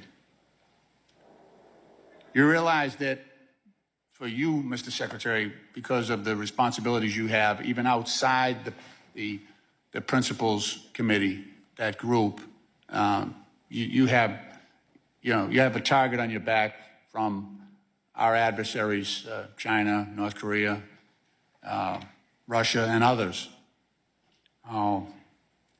Can I ask you, have you been briefed on the proper protocols for discussing information such as such as active military plans? I have, by my general counsel. Very good. If you will look, I got a bunch of questions. So I'm just trying to narrow this down because this is really a concern. Just reclaiming my time. To that chat so was let me ask you. My chief of staff's name, which was widely available. Let me ask the questions and you provide the answers. Okay? How about that? Waiting for the Are question. you preserving records, Mr. Secretary, of these communications as required by the Public Records Act? Yes, sir. My Good. general Okay. counsel has photographed. Are you still discussing sensitive military intelligence on a non-secure line? I have never done that. Okay. The National Security Council says you were on a chat that discussed those details. Are you saying that wasn't the case? I have said that I have never discussed them. Someone discussed it with you. You were on that. You were on a non-secure line for a meeting with other secretaries, right? Those people I just mentioned. You weren't on that chat. I was, but you okay? That's what I'm talking about. So you could have intervened. You could have brought it up. You could have said this is an insecure line. We shouldn't be doing this. We're putting our sons and daughters in uniform at risk. Pre-attack. You could have done all that. Mr. Hegseth, this is not involving you, but Mr. Hegseth afterwards did the same thing with a family chat. His wife, his brother, his sister, family attorney. You do understand the troublesome nature of that, right? Are you dismissing that and calling this a roaring success, as others have done, as the White House has done? This is troubling, and I just want the reassurances for this committee and for other members of Congress, other committees, and for, most importantly, for the families of Americans who send their sons and daughters, into harm's way, that put on that uniform. I just want the reassurances that we're not doing, this buffoonery has to stop, right? At some point, there are serious consequences to not complying with security protocols. Mr. Secretary, you're a smart guy. You're a smart guy. You didn't create this situation. You were drawn into it. I'm just trying to reassure the committee that this stuff is not happening anymore. Gentleman's time has expired. Allow the gentleman to answer. Be a yes or no. I think the gentleman's time has expired. Well, Congressman, I'm happy to say that because of my age, I pick up the phone and call people. There you go. Gentleman's time has expired. The gentleman from Georgia, the Vice Chairman of our Financial Institutions Subcommittee, Mr. Loudermilk, recognized for 5 minutes. So thank you, Mr. Chairman. Secretary, thank you for being here. I think you and I are both aware of the paradox of the U.S. Reserve currency status. The so-called Triffin dilemma says that to maintain the benefits of a global reserve currency status, we may always run a concurrent account deficit, which in turn risks undermining global confidence in the dollar. The U.S. enjoys an exorbitant privilege from the dollar's reserve status. This means that among other benefits, there is a high demand for dollar-dominated assets worldwide, substantially lowering borrowing costs. It also allows us to run sustained trade deficits and drives capital investment into the United States. So my first question is, how is our current reserve status different from what it was under the Bretton Woods system when the dollar was convertible to a fixed amount of gold rather than floating? Well, sir, it's now based on the full faith and credit of the United States rather than backed by gold. Okay. Does the demand for dollars and the U.S. debt worldwide and the reduced borrowing costs that come with it contribute in a meaningful way to some of our failings as fiscal stewards? Well, I would say that the unfettered ability to borrow has made us more prolific, as there is very little potential for market discipline to date. Right. But there is the potential that the market may discipline the United States government one day. And I am, along with the administration, President Trump, trying to set the country on a path to avoid that. And we appreciate that. I've long said that I don't feel that there is the political will within Congress anymore to restrict spending and balance the budget. And so I appreciate the work that you're doing there. Is there a world where we can have our cake and eat it too? In other words, is there a policy configuration where the U.S. can maintain the best elements of its exorbitant privilege while also having a balanced export economy? Yes, sir, there is. And I would point out that the exorbitant privilege, as I believe it was a French politician called it, does not always result in the lowest interest rates. Japan's interest rates are lower than ours. China's interest rates are lower than ours. Most of the EU interest rates are lower than ours. Okay. I want to shift gears just slightly. For several years, I've called for FinCEN to raise the threshold for currency transaction reports from 10,000 to some higher value. Working on legislation, have been for the last several years, and I do have legislation again this year on that. If adjusted for inflation from the 1970s, this threshold would be somewhere between $74,000 and $80,000. But we haven't. We're still stuck at that $10,000 limit.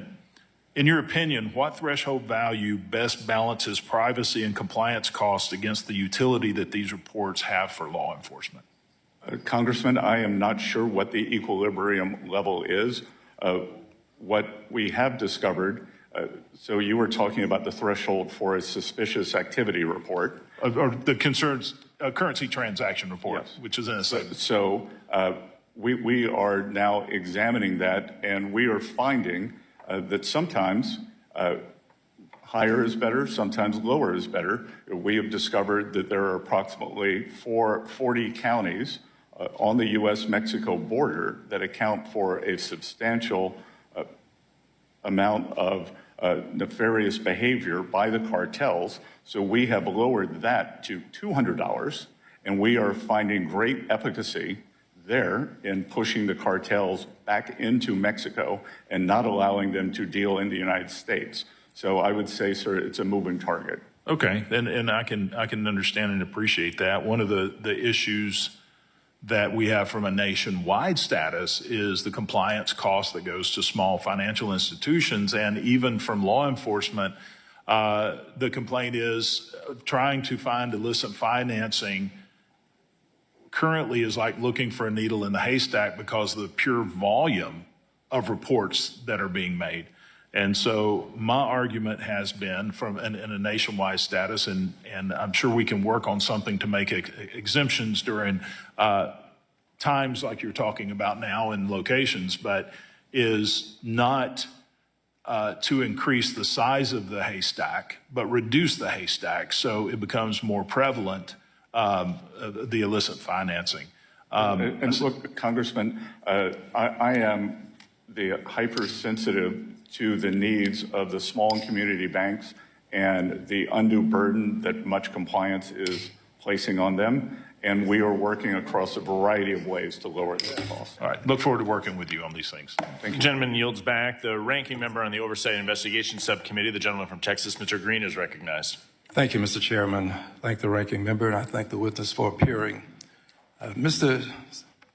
Treasurer, when you testified before the Senate, you indicated that the CDFI fund is a very important program. It's very important to us. Is this correct?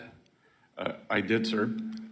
And is it true that you would not agree that it is a woke program, it has cultural Marxism associated with it, and that it is abused? You wouldn't agree with that, would you?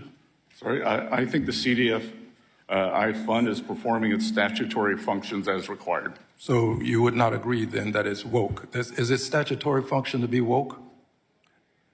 I've never seen that in the statute, sir. Okay. What about Marxism? Is that associated with it in the statute? Again, sir, I've never seen that. Okay. Now, given that the president desires to cut into this program, you're the Secretary of the Treasury, what are you going to do about it to protect it? Sir, the skinny budget does propose a new $100 million award program that will provide access to affordable financing Does that take care of the many billions that we put in, $12 billion to support the CDFIs? That's a lot. It's quite a distance from the $12 billion, sir. What are you going to do about it? Look, I understand. Do you advise the president? Sorry? Do you advise the president? I advise the president on a wide range of matters. Is this considered a part of a wide range of matters? Would you advise the president that he shouldn't cut these funds? I look forward to working with you and the committee to ensure these programs operate efficiently for taxpayers. What about efficiently for taxpayers and efficiently as a result of them being in place to do so? If you don't have the money, they can't be efficient. They can't serve taxpayers if you don't have the money. 61% of these programs are in Republican districts. Is there a question? Yes, it's a question in the sense that I'm asking you to suggest to the president that this is important and that you not cut it. So the skinny, as I said, 100 million is quite a distance from 12 billion. Well, that's not the annual appropriate. 12 billion is not the annual appropriation. No, but 12 billion is what we, a bipartisan group of folk, put into the CDFIs as well as into the minority depository institutions. We don't want to see that cut. Let's go to another area. Do you agree that when a tariff is imposed upon a product that's coming into this country, that the tariff is collected at the border? Yes, sir. And do you agree that that money that's collected goes into the Treasury's coffer? Yes, sir. And do you agree also that if the person that is importing this product is of the opinion that it is something that his clientele, his customers desire, that he will pay that tariff? Yes, sir. And do you agree that when he pays that tariff, he's likely to pass it on to his customers, his consumers? Sir, the laws of economics would say that they're very elastic. I understand, but do you agree that he is likely to do that? Do you agree that he does it sometime? Do you agree that he does it sometime? Again, do you agree that he ever do it? Does he ever do it? Sure. So your position is, as the great treasurer you are, that this is not passed on to the taxpayers? It could the be. Consumers. It could be. Well, is it ever? It's hard to say yes, isn't it? It really is. It's not hard don't listen, sir. You don't have to fear. Don't listen. Don't fear the president, sir. Is it ever passed on? Have you ever heard of this tax money being collected and passed on to the consumer to pay? Have you ever heard of that? Well, the most recent studies from... Okay, let's go on to this point. I have a better point to make. Excuse me, I'm reclaiming my time. I have a better point. Listen just a second. I only have a little bit of time.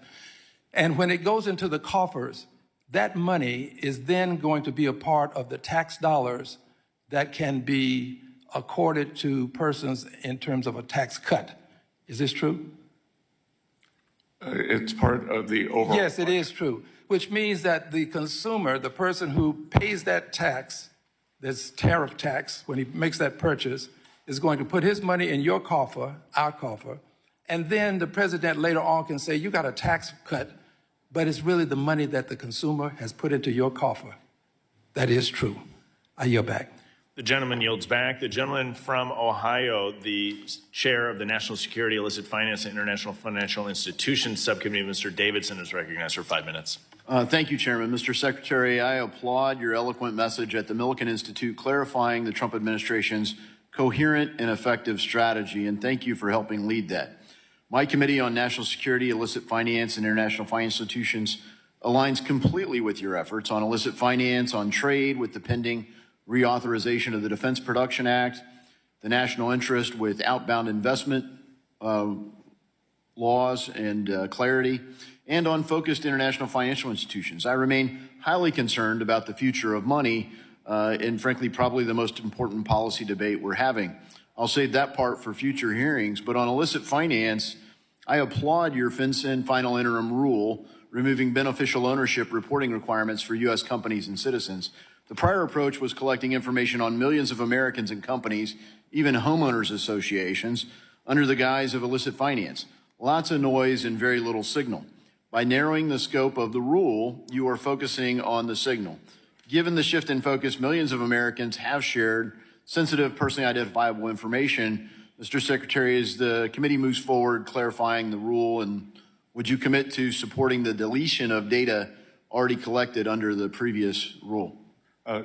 Sir, my staff is working on what will happen to that data, and we will get back to you on that. Appreciate it. We work with you, and certainly hope you safeguard it always, but it'd be especially safe if it was deleted.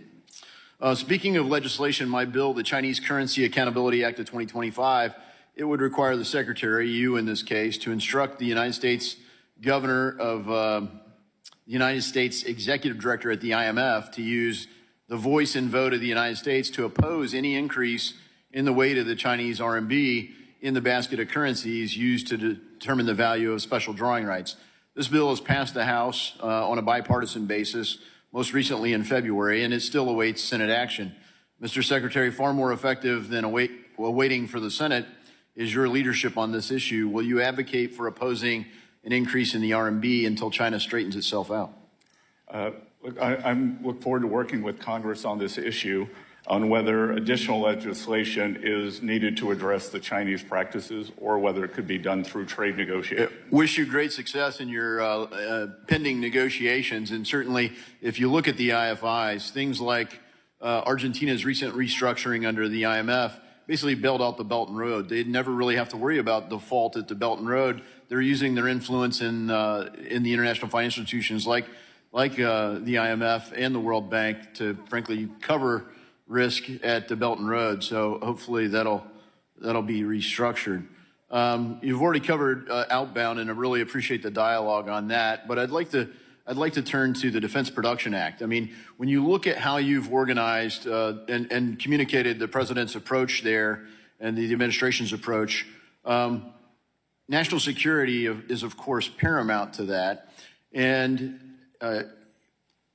as we organize and update and reauthorize the Defense Production Act, of course, it deals with the Department of Defense, deals with Commerce, who does a lot of these things, but it's been structured under the authority of the Department of Treasury. So would you commit to working with our Committee on National Security and Finance to gather the input and get a final reauthorization across the finish line this year? I think that is an important piece of legislation. We look forward to working with you on that. Thank you, Mr. Secretary. And then lastly, you've spoken eloquently about the kind of mission creep that comes in to some of our international financial institutions. And as you know, the IMF set up a climate fund in 2022 known as the Resilience and Sustainability Trust. Given concerns about IMF mission creep, will you work with to eliminate RST so that the IMF can get back to its core mission? Congressman, at my speech during IMF Week, I stressed the need to get back to basics at all of the multilateral development banks, especially the IMF. Yeah, thank you. And I mean, the World Bank's spending a massive amount on that. And as Chairman Hill and I met with the Inter-American Development Bank, they highlighted things that they were doing to deal with natural disasters that are important for tourism for them. So some of this is characterizing things that are really infrastructure for those countries as climate change, maybe to appease the previous administration. I'm confident you'll get it right to the extent we can be helpful in that as we reauthorize these programs and we consider doing it. I thank you for your clarity talking about American leadership there so that America's interests are focused with the use of Americans' resources. I thank you for your steadfast work and your testimony today, and I yield back. The gentleman yields back. The gentleman from Illinois, the ranking member on the Financial Institutions Subcommittee, Dr. Foster, is recognized for 5 minutes. Well, thank you, Mr. Chairman and Secretary Bessent, for your appearance here today, as well as your very nice courtesy call where we were able to identify areas of common interest like digital citizenship.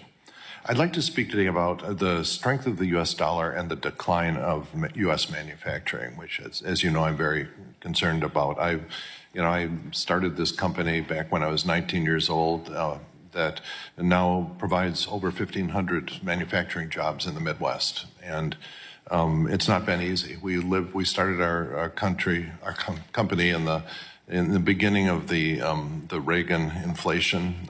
Then we had to live through all of the Bush policies and the China shock that occurred on his watch. We lived through just all the ups and downs of this, and it's not an easy thing. And now, in terms of the strength of the dollar, it's affected by many things. It's including central bank policies, interest rates, tariffs, and the balance of trade. But in the long run, I believe that the strength of the dollar reflects the world's confidence in the U.S. economy, in the competence of U.S. leadership, in the value of products made by American workers, and our reputation as a fair place to do business and the rule of law in America. Now, Secretary Bessent, earlier this week, you ran an op-ed in the Wall Street Journal echoing many of the points you made in your testimony. And in that op-ed, you promised, inter alia, more jobs, more manufacturing, more deregulation, lower taxes, less national debt, all while maintaining a strong dollar. On the other hand, Stephen Mirren, Trump's choice for the chair of the Council of Economic Advisors, wrote a paper last year arguing for weakening the dollar through something he called the Mar-a-Lago Accords, which you've reportedly been placed in charge of negotiating. The president himself has just been all over the map on almost a daily basis on whether a strong dollar or a weak dollar will make America great again. So my question is, what is it? You know, does the administration support a strong dollar or a weak dollar? Sir, I'll work a little backwards. He had Myron paper was when he was in the private sector, and I think it related to a range of outcomes. Two, that I believe that the conditions for a strong dollar, they are important for international confidence. And again, when we think of strong dollar, what is a strong dollar? Is it the composite on the Bloomberg of all currencies? Is it a trade-weighted dollar?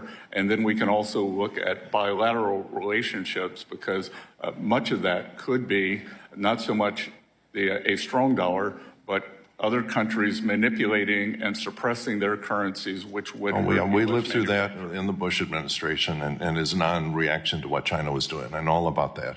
But I think it's interesting to look at the historical record here, and I think, you know, I have behind me, you know, a plot of the strength of the U.S. dollar under recent presidents, and I believe your staff has a copy of a one-page handout that could be given to you if it's easier to read.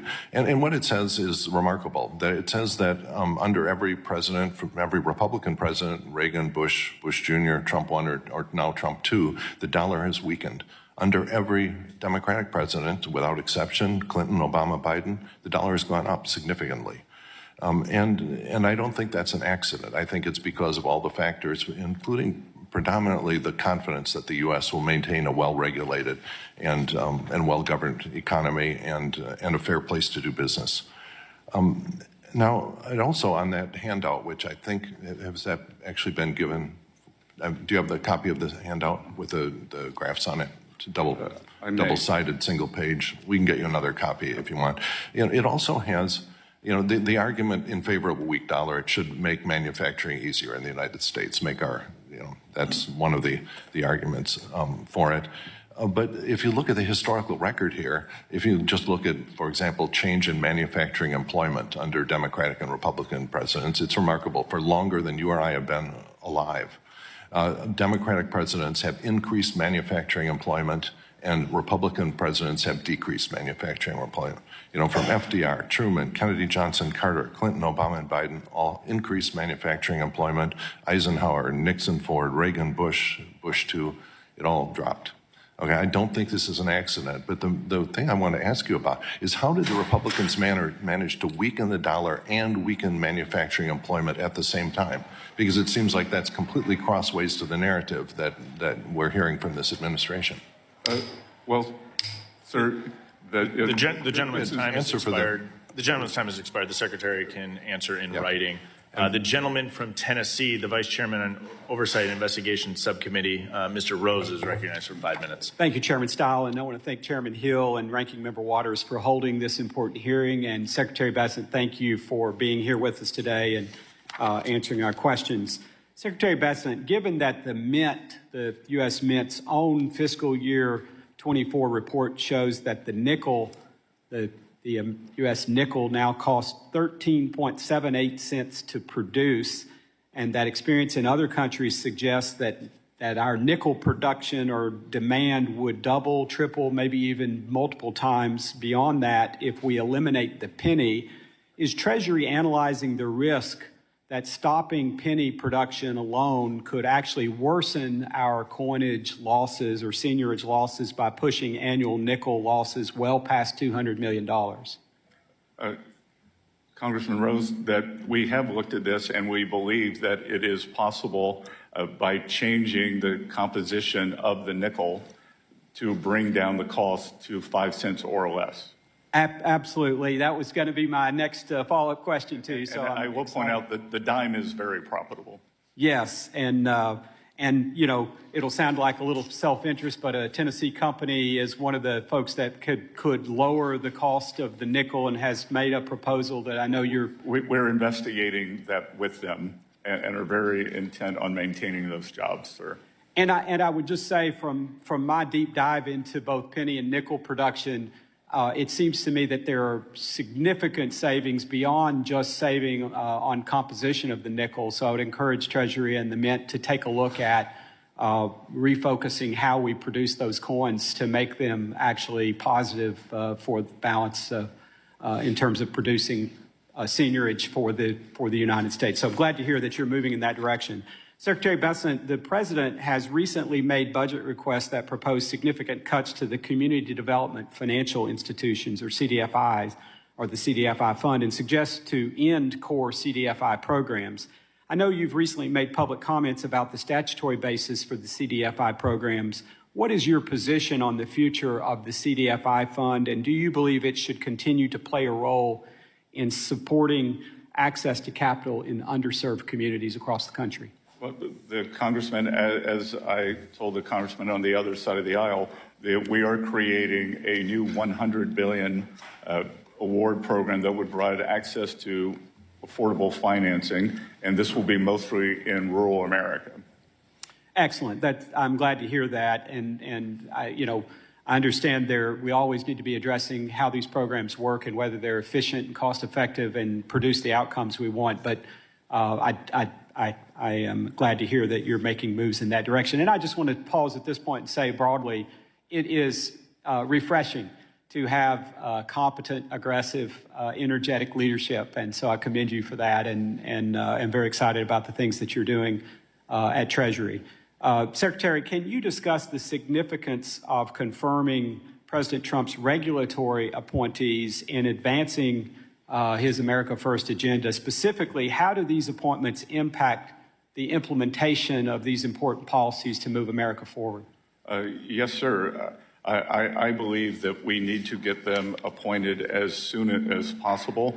We have some very good acting, the chairs or directors of these, but the sooner we can do it, the sooner we can get down to the business of making these institutions work better for the American people and making sure that Main Street can prosper, because I've been very concerned. As I've mentioned today, I've met, I think, the personal meetings with over 50 community bankers. I spoke to more than 300. And I think it's very important to get these regulators in place so that community banks, small regional banks can make sure that Main Street participates with the rest of the country. Thank you. I completely agree, and that's what we're hearing, I'm hearing from the regulated entities in my district and across Tennessee. Secretary, given the IMF's limited success in pushing China on transparency and debt restructuring, how can Treasury justify supporting the IMF's current leadership? We are in constant discussions. It is leadership that I inherited. Thus far, they seem very open to the Trump agenda, America First, and advancing the issues that most affect the United States and working Americans. So we will keep pushing them on that. Thank you, Mr. Secretary. Mr. Chairman, I yield back. Gentleman yields back. The gentlewoman from Ohio, the ranking member on the National Security Illicit Finance and International Institutions Subcommittee, Ms. Beatty is recognized for 5 minutes. Thank you, Mr. Chairman and Ranking Member, and to you, Secretary Bessent. The Trump administration has alleged that detecting and deterring transnational criminal organizations such as Iranian terrorist groups and their proxies is a priority for national security.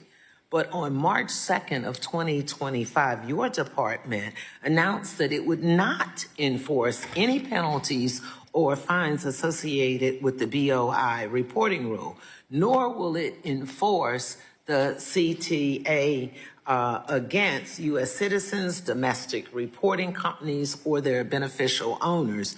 So I'm a little confused of how you square those two things. So my question is, can you explain to, or would you explain to the American public how you undermine the bipartisan CTA and expect law enforcement and national security agencies to quickly and effectively know the true owners behind shell companies registered in the United States now that foreigners, including a drug cartel, gang members, could register a company in the United States with no state or any federal ownership reporting requirements? And I remind you, in your testimony, you talked about illicit actors. Well, these are some of our illicit actors. The Congresswoman, an overwhelming majority of the domestic entities that you're describing are hardworking Americans with small businesses. We bifurcated the bill, and any foreign entities must still file. So you saying to me it's not true that they must file and the foreign entities must file the BOI? Yes, we bifurcated the CTA program that domestics do not have to. So maybe I'm asking it the wrong way. So it appears that they are doing it registering to avoid the transparency of who the companies are. I'm not sure what your question is. I'd be happy to answer it.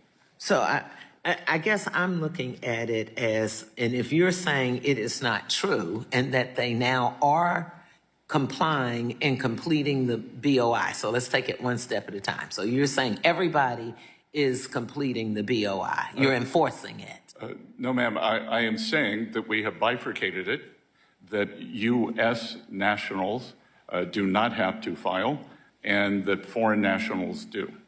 Okay, so I guess when we look at this, if we're limiting enforcements of the rule just to the foreign entities, that creates a giant loophole whereby any foreign entity can register in the United States and evade or not do the BOI reporting requirements. Well, they would be subject to they would have to come through a... I mean, you can say it however you want to, but the answer is no. And this makes it easier, and this is what I want the American folks to know. It makes it easier for human and drug traffickers, cartels, terrorists, organizations, and other criminals to do business in the United States. And when you're limiting the enforcement just to foreign entities, it exempts 99% of the entities that Congress intended the law to cover when it was passed into law. I think I do have my answer. We're just not agreeing on it, and we know why. So let me go to my second. It's my time. Let me go to my second question. The clock is running. It's my time. It is my time. You will not do this on my time. Now, I'm going to ask for a few more seconds since he refused to comply with my time, not his time. In 2016, former Secretary Jack Lew announced that Harriet Tubman was to be the new face of the $20 bill. Can you tell me what's the current status of this project? No, ma'am, I can't, but my staff will get back to you. No, I want you to get back to me. Because, see, there seems to be an issue when it comes to things that affect people of color or people who live in poverty, whether it is what you're doing with Social Security, what you are doing with restricting funds. The gentlewoman's time is expired. The gentlewoman's time is expired. To me? The gentleman Mr. from Chairman, Texas. I need him to answer if he will. I'm not a staff person. I'm not asking him to have his staff report to me. So, Mr. Chairman, I'm addressing it to you to ask him to respect me. Mr. Chairman, I'm talking to you. I need him to address if he will answer me. No, I'm not going to. I'm not going to stop until you direct him to answer to me as a member of Congress. The gentlewoman's time has expired. The gentlewoman has offered that she can submit questions for the record. Point of order to you. I will not stop. I will not be silent. The gentlewoman is not offering an appropriate parliamentary inquiry. Does the gentlewoman have a parliamentary inquiry? Yes, I do. Please state the parliamentary inquiry. As a member of the United States Congress addressing the Secretary, I am asking you to rule on asking this hostile witness to direct his response to me versus having him tell me that his staff will respond to me. My staff person didn't ask him the question. I did. The gentlewoman does not state a parliamentary inquiry. So let me ask the point of privilege to you, Mr. Chairman, because I'm not going to stop this morning until you respond to me then, if you will direct the Secretary to respond to me as a member of Congress. Or let me ask him. It is not a point of privilege. The gentlewoman's time has expired. The gentlewoman will suspend. The gentlewoman will suspend. The gentlewoman will suspend. The gentlewoman will suspend. The gentlewoman will suspend. If he responds to me, if he will respond, the gentlewoman makes a legitimate request, a personal privilege. You can simply ask him to respond. Personal privilege. Just ask him to respond if he'll respond to a member of Congress versus saying a staffer. It's simple as that. I ask that members keep decorum and remain cordial during today's hearing. I am being cordial the to gentlewoman you, will Mr. suspend. Chairman. The chair has the time. Mr. Chairman, the chair has the time. The gentlewoman will suspend. The gentlewoman makes a legitimate suspend. request. I ask that members keep decorum and remain cordial during today's hearing. I am being cordial. I resent your statement to imply that I am not. I am a member of the U.S. Congress. I am asking this secretary The gentlewoman may submit to me. QFRs for the record, which will be responded to by the secretary. Thank you. The gentlewoman's time has expired. The gentleman from Texas, the chairman of the Small Business Committee, Mr. Williams, is recognized for 5 minutes. Thank you, Mr. Chairman, and thank you, Mr. Secretary, for being here. This may be a little easier on you here. I'll try to move it fast forward. The Chinese Communist Party has enabled their economy to serve as a central hub for money laundering, human trafficking, and the export of chemicals used to manufacture fentanyl. Increasingly, Chinese nationals of financial works have informed operational alliances with Mexican drug cartels, providing laundering services, digital payment platforms, and chemical shipments that fuel the trafficking of fentanyl across our southern border. These criminal partnerships exploit the international financial system and pose a direct threat to U.S. national security, public health, and financial integrity. So my question, Mr. Secretary, is can you elaborate on the steps Treasury is taking to disrupt the flow of illicit financing, money laundering, and drug trafficking between Chinese entities and Mexican drug cartels? Thank you, Congressman, for that very important question. And know that they are interlinked, that the Chinese provide precursor drugs that are then converted into fentanyl by the Mexican cartels. And just today, I signed an order that will be made public within the next few days, identifying Chinese entities who are engaged in the fentanyl trade. Great. Far too long, China has taken advantage of the international financial system and has become the world's largest creditor. The IMF and World Bank's focus on climate and social initiatives has resulted in a lack of accountability for the Chinese unreliable economic data, currency manipulation, and opaque predatory lending practices. In addition to the lack of accountability, this shift in focus to climate has forced many developing countries to turn to Chinese financing. The United States must leverage its leadership of the world stage to counter China's growing influence as a global lender and put an end to the deceptive economic practices. So, Secretary, How is Treasury working to prevent IMF and the World Bank resources from indirectly legitimizing China's debt trap diplomacy and economic oppression? Well, Congressman, in various ways. One, as you would have noticed, I will have said that when this horrible Russia-Ukraine conflict ends, that no country or person who financed the Russian war machine will be eligible for any rebuild in Ukraine, especially that financed by the World Bank or any of the other multilateral development banks. Also, we are working with the OECD especially to look at, and the IMF and the World Bank, to look at the true debt levels for these countries. Everyone agrees, or everyone save one country agrees that this is a problem, that there are rapacious mineral deals, that there are tolling arrangements, and it is impossible to know and assist a country that has experienced economic hardship when we don't know the true levels or if there is an undisclosed priority payment to another creditor.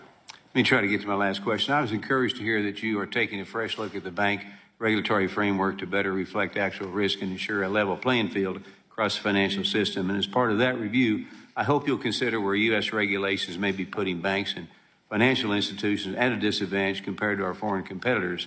In particular, I urge you to weigh the combined impact of proposals like Basel III Endgame, the GSIB surcharge and leverage requirements, especially whether these changes could limit banks' ability to support the economy and compete globally.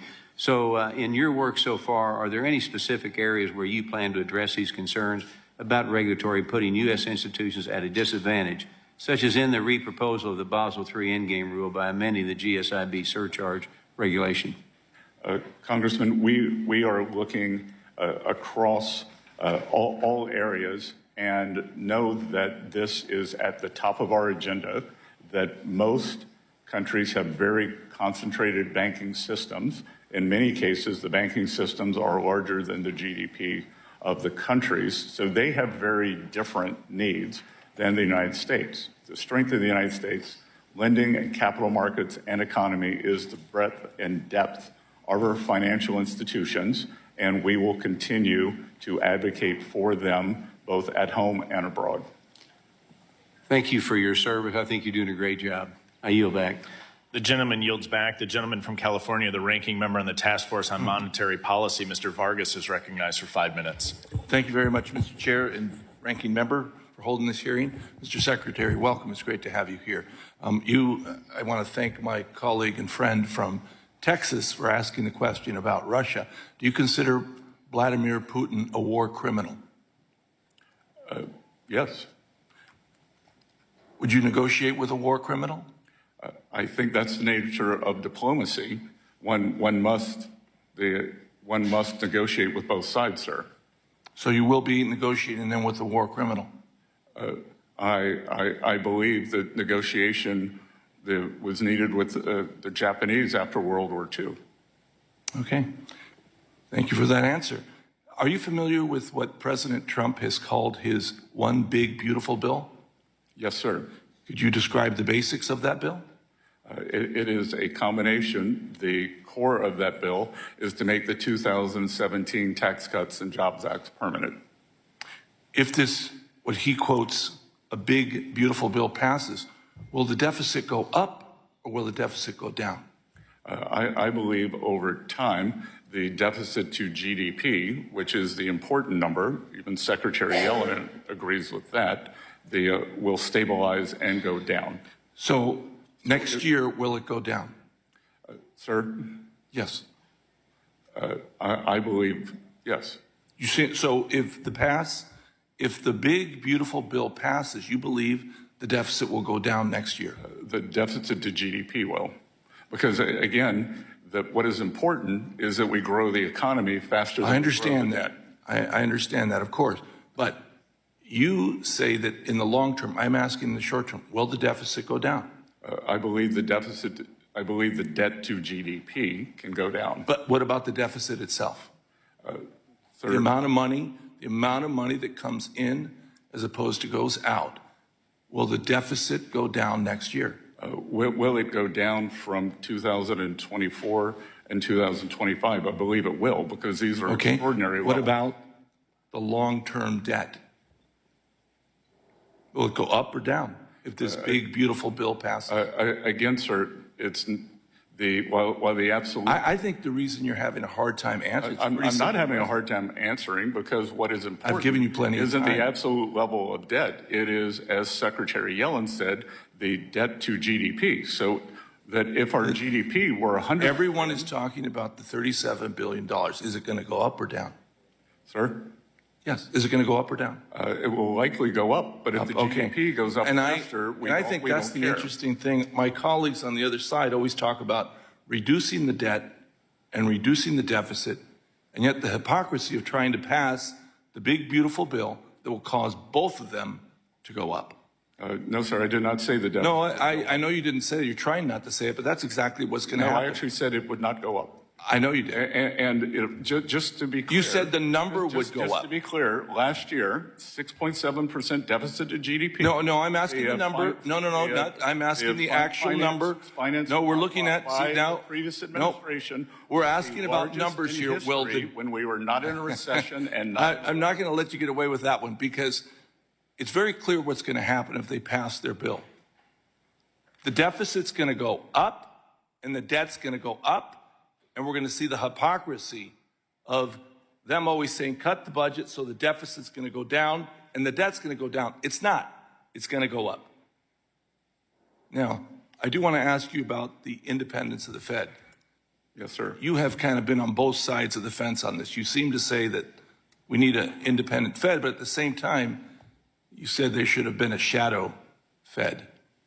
Sir, since taking office, I have refrained from commenting on Fed monetary policy, and I have said that monetary policy is a jewel box that must be preserved. Okay, great.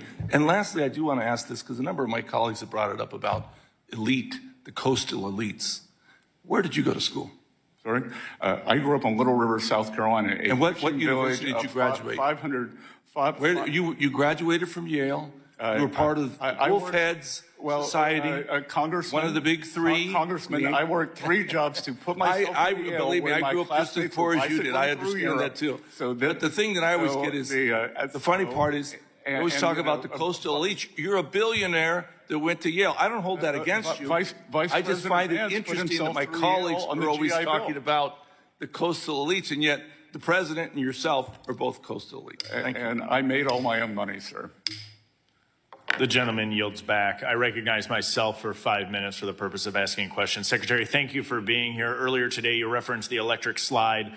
I'll share my concerns that during 4 years of the Biden administration, we were sliding behind foreign competition, in particular in the digital asset space, from the Bahamas to China. And I want to ask you, what would happen if we put our heads in the sand, if we object, if we walk out of that type of leadership role, which I think is so essential, to make sure that the United States continues to lead the way in Web 3 as we did in Web 2. And in particular, how does the leadership in digital assets play into President Trump's broader agenda? And specifically, how do dollar-denominated stablecoins impact dollar dominance in Treasury markets? Congressman, thank you for that very important question. Our goal is to encourage firms to reshore, bring back to the United States best practices, their digital asset innovation and experimentation here in the United States without scaling back their ambition to influence the global industry. The administration's efforts to promote clear regulatory frameworks for digital assets will contribute to this goal. So will ongoing efforts to promote fair access, interoperability of payment technologies across all borders. We will continue to support private sector solutions and discourage public sector solutions that distort markets and stifle competition. Let me jump in. Let me jump in because I think that's spot on. And then let's talk about what happens if we fail to act. Yesterday, some members objected, walked out of a hearing to discuss market structure and digital assets, an absolutely essential leadership role the United States has to play. What happens if we walk out on our responsibility to lead in the digital asset space? And what would occur if Web3 center of gravity shifts away from the United States to countries like China or other locations? Well, numerous things could occur, sir. As we saw under the previous administration, an entire ecosystem, the unregulated and renegade, springs up outside the U.S., and illicit actors abuse the value of these transfer systems, and there is a technological loss here. Can you walk us through or share any of your impressions from the conversations you've had with your counterparts abroad as it relates to their experience with regulating in the digital asset space? They believe it's very important, and I believe that they are a little worried that the U.S. is willing to restore its leadership here. And as I said earlier, there is a chance that digital assets can provide a substantial source of demand for the U.S. dollar. In my bill, the Stable Act, which regulates dollar-denominated stable coins, we give the Treasury the authority to identify which foreign stablecoin regulatory regimes are comparable to ours. What are the key aspects of comparable regime, and are there lessons or criteria that we can draw from other similar areas in the financial services space? Congressman, I think that we have the blueprint with the bank regulation and adherence to anti-money laundering laws around the world, financial stability, and that I would guess that 70% of the countries would be very easy to judge yes, no, and then there will be another group. That's why I believe that some of the bills encourage phasing this in. And a lot of stablecoin, a lot of digital asset space needs reliable banking services. Could you comment briefly on how the Treasury is working with bank regulators to ensure that financial institutions can safely participate in this emerging industry? We have recently delivered a report to the President on this, so we have safe and sound best practices, and we want to work with the financial industry, with new companies and entrepreneurs, as well as incumbents. The banks, there is a solution to banks to participate in this business, whether it's through custody or their own coins. Let me shift gears really quickly in my final 30 seconds. President Trump issued an executive order on modernizing payments to and from Americans' bank accounts.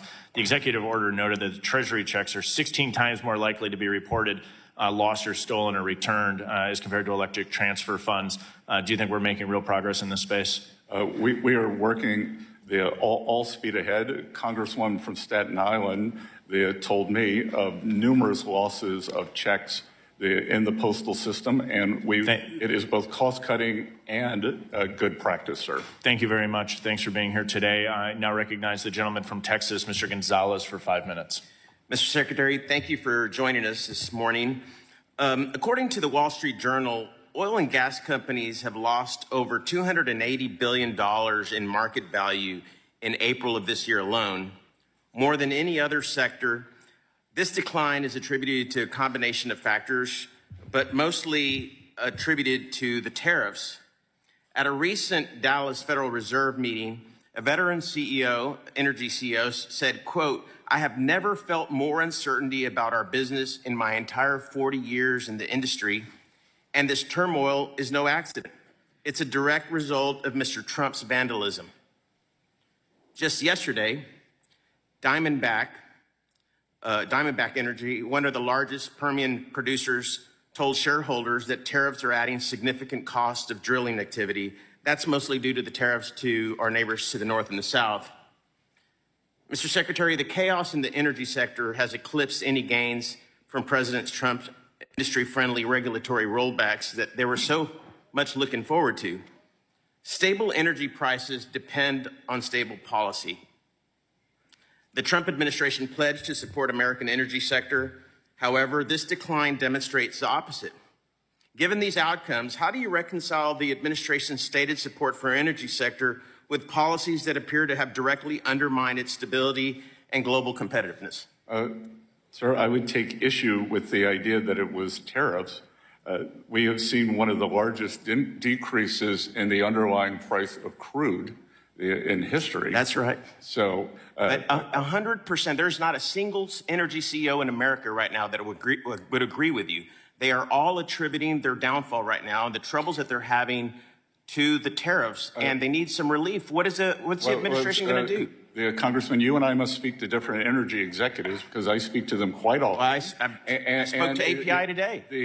I will note that OPEC has done a substantial supply increase, and the history of substantial OPEC supply increase. And the tariffs are just making it worse. China is no longer buying our LNG, neither is a lot of other countries around the world. So, I think we've seen Harold Hamm, the head of Continental Resources, has said that he is reshoring his supply chain, and he believes that over time he did not save any money by outsourcing the equipment. Secretary, overseas. Our energy industry is hurting, and they need your help. And I know you're a smart man, and you're one of the most stable people in this administration. You need to talk to the president about this. This is hurting the industry, and it's hurting the American people, and more needs to be done. I have another question that I want to talk to you about that's hopefully a little easier, and it has to do with our shrimping and fishing industry. As you may know, our domestic shrimping and fishing continue to experience economic hardships caused by an increase of foreign imports, high fuel prices, labor shortage, immigration regulation, all to make matters worse. Plus, we have flooded the domestic seafood markets with foreign farm-raised shrimps, many which are subsidized by American federal dollars in the international financial institutions. We need to put an end to this. What are we doing in terms of tariffs to helping this industry that is hurting? I mean, if we want to talk tariffs, there are some that work, and I think this is certainly an industry that needs a lot of help. It's been ignored. It's on the verge of collapse. If we continue down this path, we will rely on imported seafood and certainly imported shrimp, which is hurting the worst within the seafood industry. And I don't know how familiar you are with this industry, but I'm curious to hear your opinions and what can be done to improve this. Well, sir, as I mentioned earlier, this coastal elite grew up in a fishing village that when I was young was 500 people, so I'm very attuned to that. And again, on one hand, you're saying you don't like tariffs, on the other, no, I don't like tariffs on our energy sector. Yeah, we do need tariffs in certain industries. This is one of them that I think would make sense. And I agree, and I'd be happy to work with you on this. We've worked with the Alaska delegation extensively on what's happening with Russian illegal fishing and illegal or sales to China that's then transshipped back to the U.S. So we'd be happy to work with you on this. I'd love that. Okay, I'll be in touch with you. Thank you so much, and I yield back. Thank you. The gentleman yields back. The gentleman from South Carolina, Mr. Timmons, is recognized for 5 minutes. Thank you, Mr. Chairman. Secretary Bessent, thank you for being here with us today. You are respected by the president, his economic team, leaders on Wall Street, and the broader international financial community. Your steady leadership is appreciated on both sides of the aisle. And after an abysmal 4 years, it is encouraging to see thoughtful and serious leadership guiding this discussion once again. And I would like to add a personal note. Both of us proudly call South Carolina home, and my family, like yours, also came to Charleston in the 1600s. I know you understand the economic landscape of South Carolina deeply, and that perspective is invaluable in the position that you hold. Let me start with a question about the textile industry. South Carolina, and especially my district in the upstate, has a long history in textiles. For over 100 years, it was more than just an economic sector. It was part of the cultural and social fabric in our communities. But there was a drastic shift in the 70s and the 80s. Well-intentioned regulations from Washington related to labor and the environment made the U.S. economy no longer competitive. And while I agree with the policies that we should not dump dyes and chemicals into the rivers, and we should not have 120 degrees in factories, and people should only work 40 hours a week, we need to focus on being competitive. And those regulations, all they did was push all of our textile jobs to China, or most of our textile jobs to China. China took advantage of it, and they incentivized and subsidized textile manufacturing, capturing an enormous amount of the market share. Hundreds of thousands of jobs were lost in the South. Recently, you made a comment suggesting we do not need to bring the booming textile industry that once defined the region where we both grew up back. And that statement stirred some concern from some of the textile companies that survived in the district. And I agree with your broader point that we should not return to producing low-quality goods just for the sake of manufacturing in the United States. I do want to ask, do you agree that we should prioritize support for the American textile industry that are still here, and particularly leaders that are in innovation and high-tech manufacturing and people that are producing Berry Amendment products for our warfighters? Congressman, what I mean and meant was the survivors in this industry, they have done it through innovation, and they will continue to innovate, and they are high-end textile manufacturers. I remember going to China in the 1990s and 2000s and seeing everything that had been outsourced there in the textile industry. Sock City, they would Sock City, Underwear City, and those are the jobs you and I grew up with many people, our family friends, involved with. And I think that we, through good tariff policy, we can make sure that these existing businesses can grow and thrive, especially in the high end. And again, anyone who has survived has done it through innovation, hard work. And that's what I told them. I told them that we still support them, and we are going to make sure that they continue to thrive. Sir. Absolutely, absolutely. So I want to turn to the automotive industry, and specifically BMW, which operates its largest plant in the world in Spartanburg, South Carolina. That facility, which opened in 1994, has helped make our state the top auto exporter in the U.S.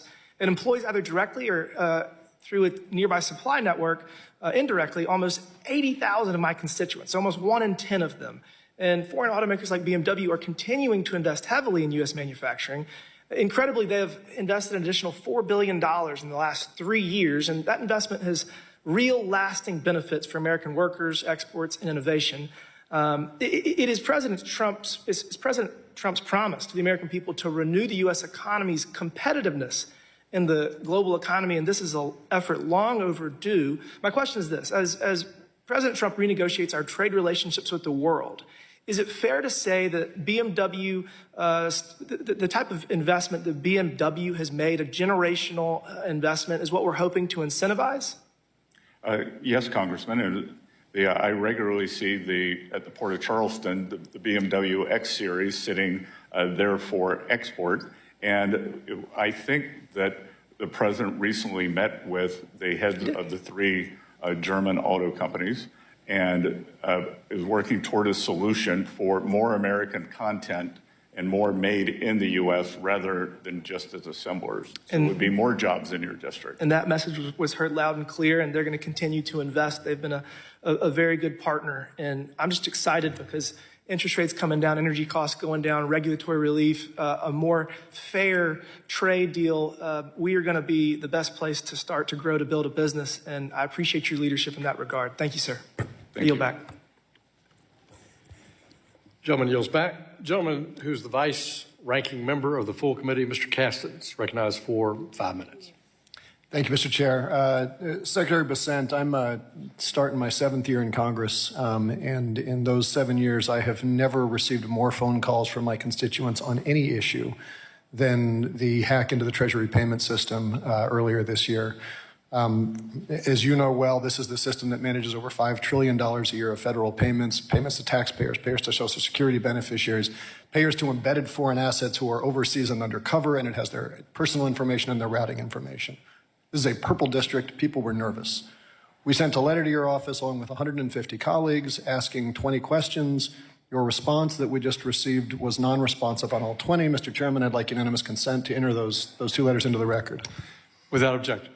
I want to get through a lot of those questions right now, Secretary Bessent, and I would ask you to be as brief as you were in your response, but I would very much like a more fulsome answer in writing.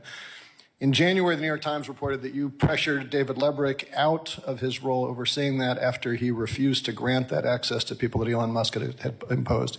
Can you confirm the accuracy of those reports? That's incorrect, Mr. You met with him on January 30th, put him on administrative leave, and he left the day later. Is that accurate?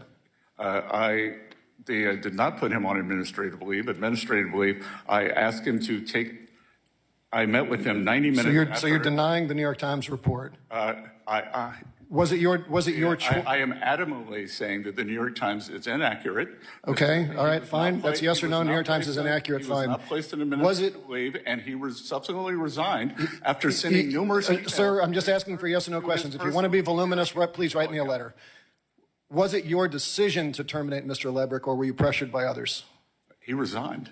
Who made the decision to put him on administrative leave? You or someone else? Again, sir, he was not put on administrative leave. That is okay, so you're denying the New York Times. Fair enough. Tom Krause, you a fan of him, who's now playing that role? Yes. Okay. You'd mentioned earlier he was in that role. Do you agree that that role includes duties that include managing Treasury's payment system to ensure timely Social Security payments, overseeing auctions for U.S. Treasury bonds, which determine interest rates, and ensuring the U.S. doesn't breach the debt limit? Would you agree that that's all part of the functions of that job that Mr. Rouse is now holding? No. No? Shocking? Okay. Does Mr. Krause have any prior experience in government service? He does not, neither do I. Does Mr. Krause have any prior experience in the financial sector, which of course you do? What's that? Just, you can answer me. You don't need to, I'm doing this solo. You don't need the people behind you to help you. Does Mr. Krause have any prior experience in the financial sector? He had in the financial sector, yes. He's put together more than 100. No. Did he work for a bank? Did he work for a hedge fund? Did he work for a private equity firm? He worked for a private equity firm. He's the CEO of a software company. He's done more than $100 billion of tech deals. He runs a software company. He's still the CEO of that software company, isn't he? I'm not sure. He is. Is it your view that that job that he's holding is a part-time job? I'm not managing $5 trillion a year of distributions. That's a part-time job, or does that require full-time? No, sir. He is not managing $5 trillion a year of distribution. He is doing a tech upgrade, an ERP system. That's all that Mr. Lebrick was doing, was a tech upgrade? Sorry? Mr. Lebrick, who said, I'm not going to allow people to hack into this system. He was just doing a tech upgrade? Or you've downgraded what that job function is? Mr. Lebrick was in charge of 1.5 billion payments a year, which 1/3 did not have a task identification. Sir, come on. So he had failed. Come on, we're going to move along. The chairman, notably a moment ago, did not swear you in, so you are not under oath right now. February 4th, in your response to a Senate Democrats letter, you said that Mr. Krause will only have read-only access. A moment ago, in response to our chair, you said, and I quote, they were only granted read-only access at Treasury. You're not under oath right now. You could be, but you're not. Mr. Gioeli testified under oath in a recent hearing, saying that Mario Alez was given right access to the Treasury payment system. Do you wish to correct your remarks to the chair, the ranking member? I would say that no one was given right access. I never granted anything other than... But Mario Alez was granted right access. I never granted anything other than read-only access. Mr. Alez left the Treasury Department in part after it was discovered that he said normalize Indian hate and I just want a eugenic immigration policy. Do you agree with those sentiments? I do not at all. Do you think that someone who has those sentiments should be employed in your department? That I had a conversation with the vice president that I admired his grace. He then went to HHS. Gentleman's time has expired. Thank the gentleman from Illinois. The gentleman from Indiana is now recognized. Mr. Stutzman for 5 minutes. Thank you, Mr. Chairman. And Mr. Secretary, thank you for being here. Frankly, I apologize for the fact that you're getting a lot of accusations thrown at you, and you haven't had much chance to respond to some of them that are fair questions that I know that you have good answers for. So with respect to the individuals originally referenced by Ranking Member Waters, who may have had access to certain BFS systems, and in response to Mr. Kasten, do you want to add any additional information on that matter? I would say that is in litigation, and I never authorized access. Thank you. Well, I just want to say thank you for your service and for your willingness to come serve in Washington, D.C. at a critical time, and the fact that you heeded President Trump's call, and it's refreshing, honestly. We see a lot of ups and downs. Things are happening around the world, but here at home, there's a reset that's happening, and that does create some volatility. But I'll tell you what, there's a lot of good news that I think the other side is missing, and I find it ironic that this chart was handed out earlier And of course, it tries to show that all the blame is on the Republican presidents over the past century or so. But the one that really caught Congressman, if I may interrupt, as a former finance professor, that chart we get an F. Well, I agree, and it's interesting that this big drop off right here after President Clinton. I live in one of the heaviest manufacturing districts in the country, and I know that businesses don't turn on a dime that quickly, but that was because of different trade policy. Something happened during the President Clinton era that caused a lot of jobs to leave, and that's what President Trump and you are trying to fix. Is that correct? I think that thing was called NAFTA, sir. Exactly. Well, thank you for doing that, because we saw jobs growing up in Northeast Indiana in the auto industry and, agriculture, manufacturing, just continue to have this slow decline. And, manufacturing is critical to a nation, and manufacturing has built America. And we've seen jobs leave because of bad policies over years. But because of President Trump and because of you, sir, we're now seeing headlines that say Rolls-Royce planning to shift production to the United States to avoid Trump's tariffs. We see headlines saying Johnson & Johnson to invest over $55 billion in U.S. in the next 4 years. Even in my district, GM has announced that they're increasing truck production. I know, coming from a manufacturing family, that we're seeing opportunities. Is it going to happen overnight? Absolutely not. But it's at least giving us the opportunity to look forward and say there's an opportunity, because you all are resetting the table to look out for America first. And so I want to say thank you. And, if you don't, and if I've heard you say this before, that President Trump has tasked you with reducing debt and deficits as well as keeping the economy strong, that's a huge task, but it's one that has to happen. And I appreciate what you've been doing, because a debt crisis would just flat out limit us to any sort of recovery. It'd be very difficult. I want to ask you real quick about the Federal Reserve's dual mandate. Generally speaking, should the Federal Reserve focus more on fighting inflation or providing maximum employment? And what should the Fed focus on if the economy enters stagflation? Sir, I would just comment on monetary policy in general rather than the Federal Reserve. I think the two are inexorably linked. And as we saw during the terrible inflation during the Biden years, that employment picked up, but that was a slingshot effect as we came into post-COVID recovery that financed by debt-fueled government spending, and we are trying to end that. So the Federal Reserve should focus on both, and it's at different times. But look, keeping inflation down, President Trump won because of, I believe, because real wages for working Americans dropped. No, that's absolutely right. And we saw the cost of living go up. The last 4 years have been the hardest on Americans due to the former administration's policies. And I know that there's a huge recovery, and people are still trying to recover and are hopeful and optimistic. And my time's about to expire, but I just wish you the best, and I want to say thank you. And working together here in this committee, there's plenty of places to work together and try to get us back on track rather than pointing fingers. So, gentleman's time has expired. We now recognize the gentlewoman from Massachusetts, Ms. Presley, for 5 minutes. Thank you. Secretary Bessent, you have heard from Democrats publicly, and I'm certain you've heard from Republicans privately, that this administration's reckless and chaotic tariff policy is wreaking havoc on our economy. Rather than delivering stability for our country, this Trump tariff tantrum has been inconsistent, counterproductive, and disconnected from reality. In my district, the Massachusetts 7th, I'm hearing it from everyone. Small business owners are reeling from the unpredictable on-again, off-again tariffs. They're holding back on expansion, delaying hiring, and bracing for the impact. Local and state officials are telling me about the effect tariffs will have on our state budget.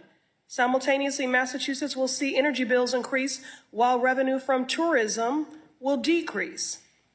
But I want to focus on the constituent outreach that I've received from everyday families who are just fighting to make ends meet?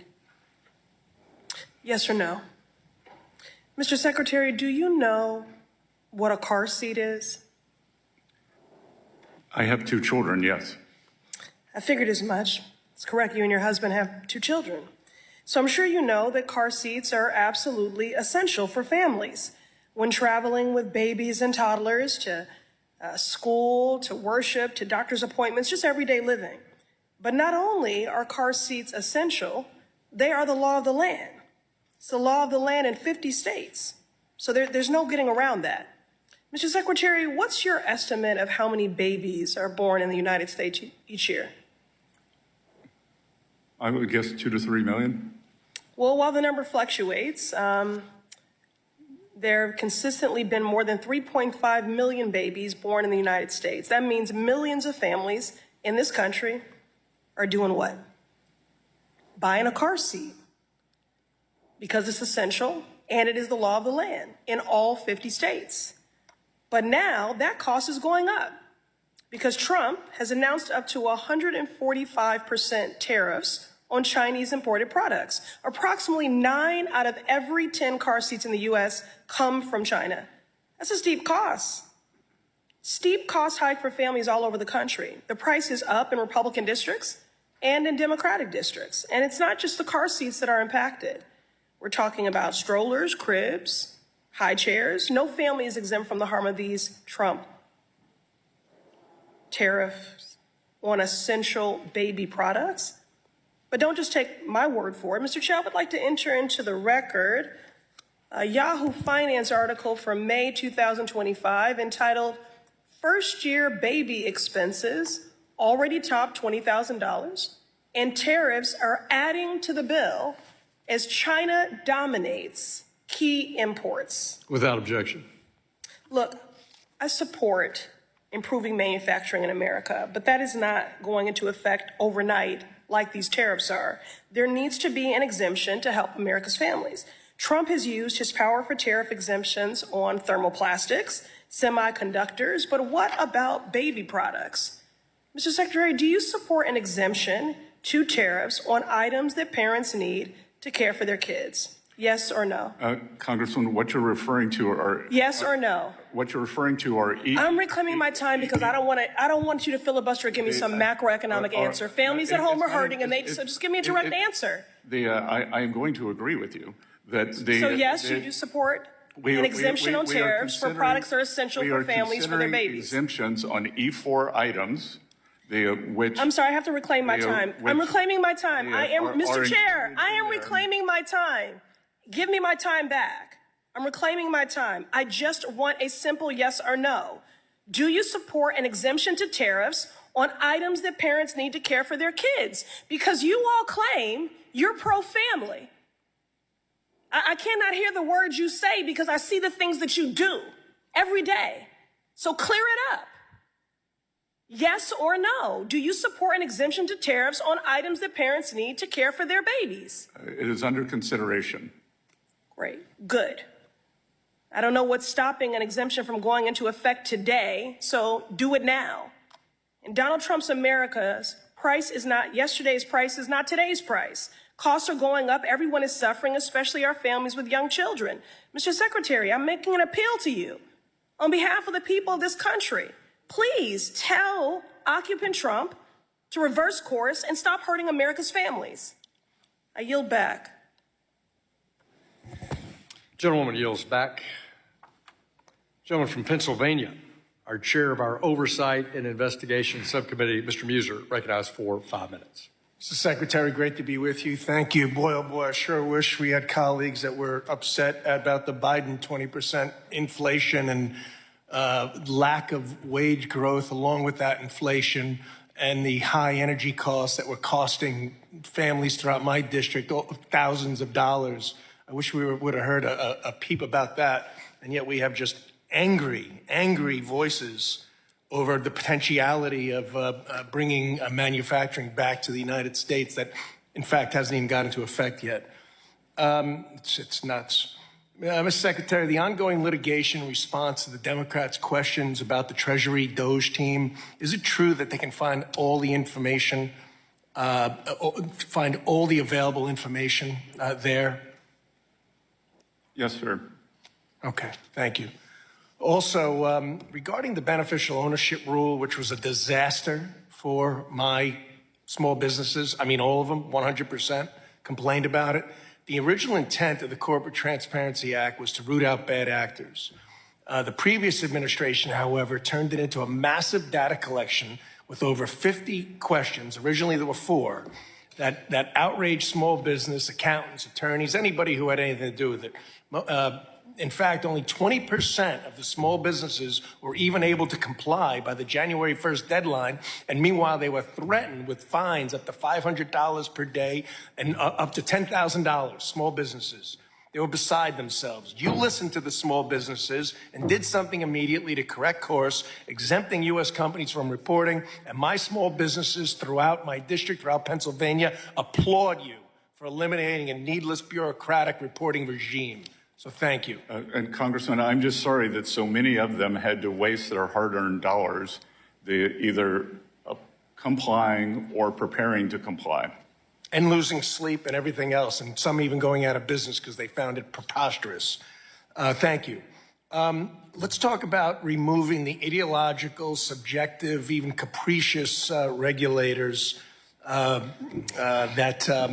would you, under the Biden administration, bank supervisors focused more on ideological concerns and less on material, bright-line financial rules versus the risks? How will you work with bank regulators to refocus supervision on bright lines rules rather than issue unrelated to safety and soundness? Again, Congressman, very important point. We could see that we had 3, under the previous administration, we had 3 of the largest bank failures in U.S. history. 2 weeks before that, the Financial Stability Oversight Council published a report that said that climate was the biggest threat to the financial system, not the deposit volatility, not over-leveraged bond portfolios. So we are promoting common sense, back to basics. Yes, thank you. Okay. The efforts related to the removal of reputational risk as a basis of supervisory criticism, can you comment on that? Yes, sir.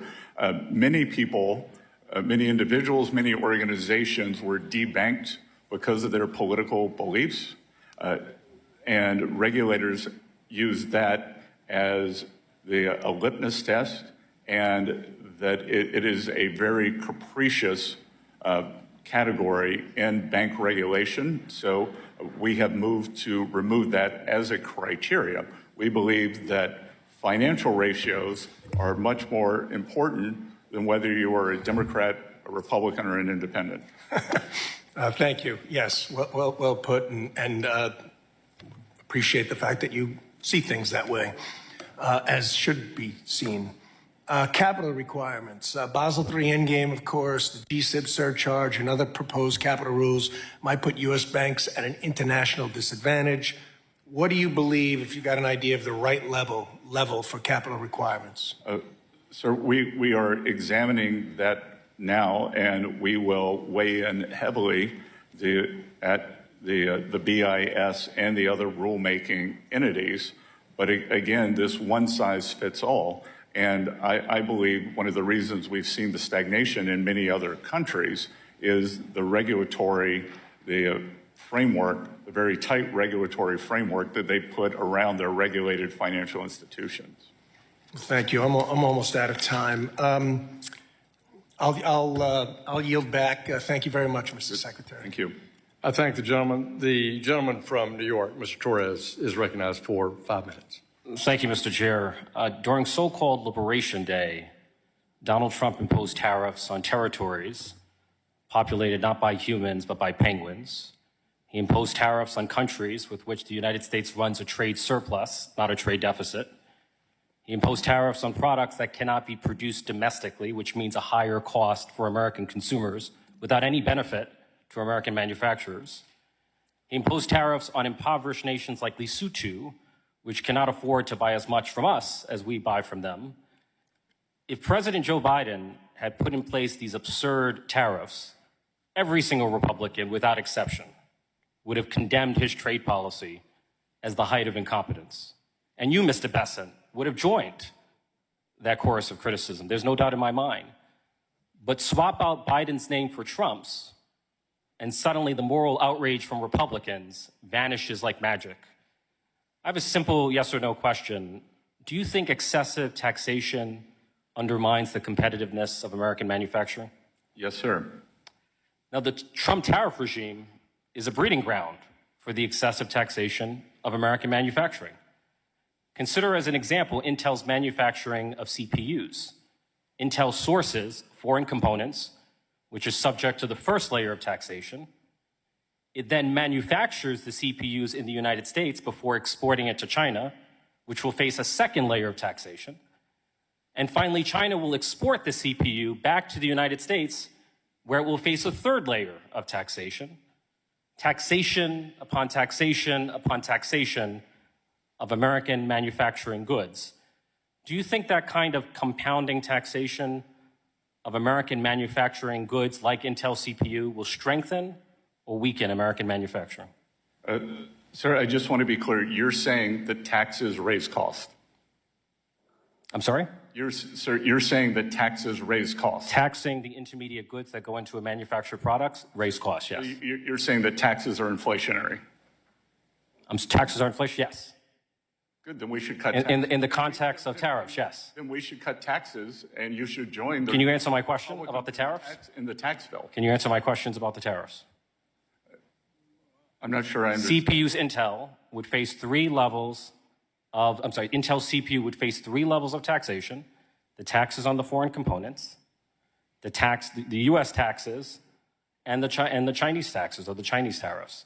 Do you think that kind of compounded taxation hinders or helps American manufacturing? I think that strategic American manufacture is very important, like Intel, and I think we have to bring that back to the U.S.